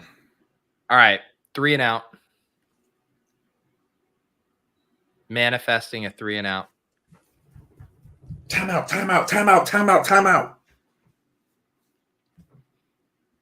Never give up, Dayball. Fight till the end. You're one big Jalen Hyatt play away from only being down 10 points after you get the 2-point conversion. So this might seem like a bit, but like on NFC, do we play people or is it just always all score? Because it seems like every time I go to live scoring, it's just all the teams. You can't see a matchup. I too was confused by that. Okay. I'm ready to weigh in and let you know that it's rotisserie. Is it? That's how our ones with Leone have always been. Oh yeah, No. it's in week. Oh, it's in week 4. Some weeks there's head to head, some weeks is not. In the past, I thought it was the Okay. first It's 2 on weeks, our but it's the toe. first 3 because they I extended the guess it's the season. first 3. Yeah. And then there's 11 weeks. So. Wow, we have Purdy and CMC. So if they could have connected for that TD, that would have been ideal. But they're still having a good combination game. 27 and 23, 50 points for us. I do really like that we get 2 extra weeks of the regular season in NFC. I think that's very nice. Yeah. Mm-hmm. I've never understood why you should end the whole season 2 weeks early. Well, they do it to accommodate the individual league playoffs. Right.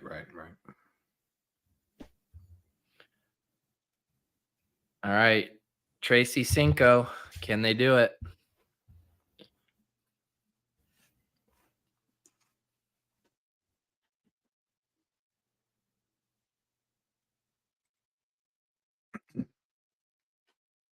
This is a good question, Nick. We should do a check-in on our 34 rounders. Don't think they're doing great. So one is in 5th place. Shipping BB2 is in 5th place, and we actually we are doing kind of good. We have Purdy on that team, and someone else. Oh, we have the New York Giants. Got us 10 points tonight with the kicker. Love team kicker. Hell yeah. Oh, Elijah Mitchell slotting in. I don't know. All right, tackle him. Come on, we need that 3 and out. All right, Hyatt Dream is still alive, guys. Let's go. And then the first 32 rounder, we were in 10th place, and we don't have anyone going tonight. Well, I do yeah, not that's think Ronnie Bell went in the 34 rounders. But Paulino says 34 rounds and don't have Puka. I was so fixated on DeMarcus Robinson. You were. You wanted us to get DeMarcus Robinson. Can you imagine, though, if he was playing the Puka rule? Like, it would be awesome. He would crush, yeah. He'd be at least 30% of what Puka's doing. Who do you think is the worst player in the league that Sean McVay could be getting? Let's even just say like 70% of the production that he's getting out of Puka right now. It's somewhere above the Van Jefferson line. It's above the above Van Jefferson. Above Van Jefferson. Well, it's an interesting question because I think there's an archetype of player, right? It's like a player who's shifty, who can like get open, but doesn't maybe do everything well and needs the scheming. I don't know. I think he could definitely get 70% of Puka out of Hunter Renfrow. Easy. That's a really good one. I think he could too. Dude, imagine what Sean McVay would do with Jacoby Myers.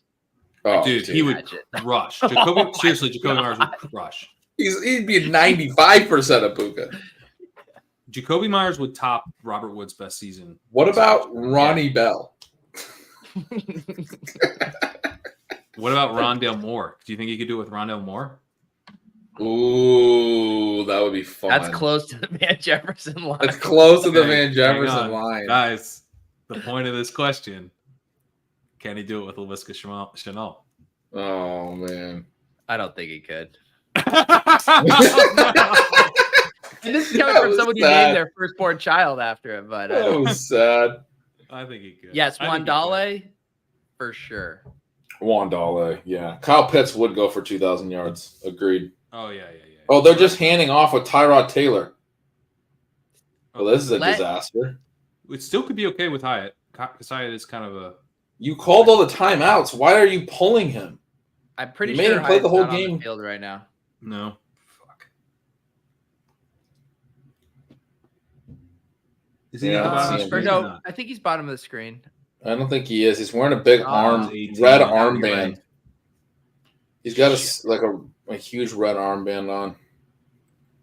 If you're not going to play your rookie in garbage time, like what is even the point?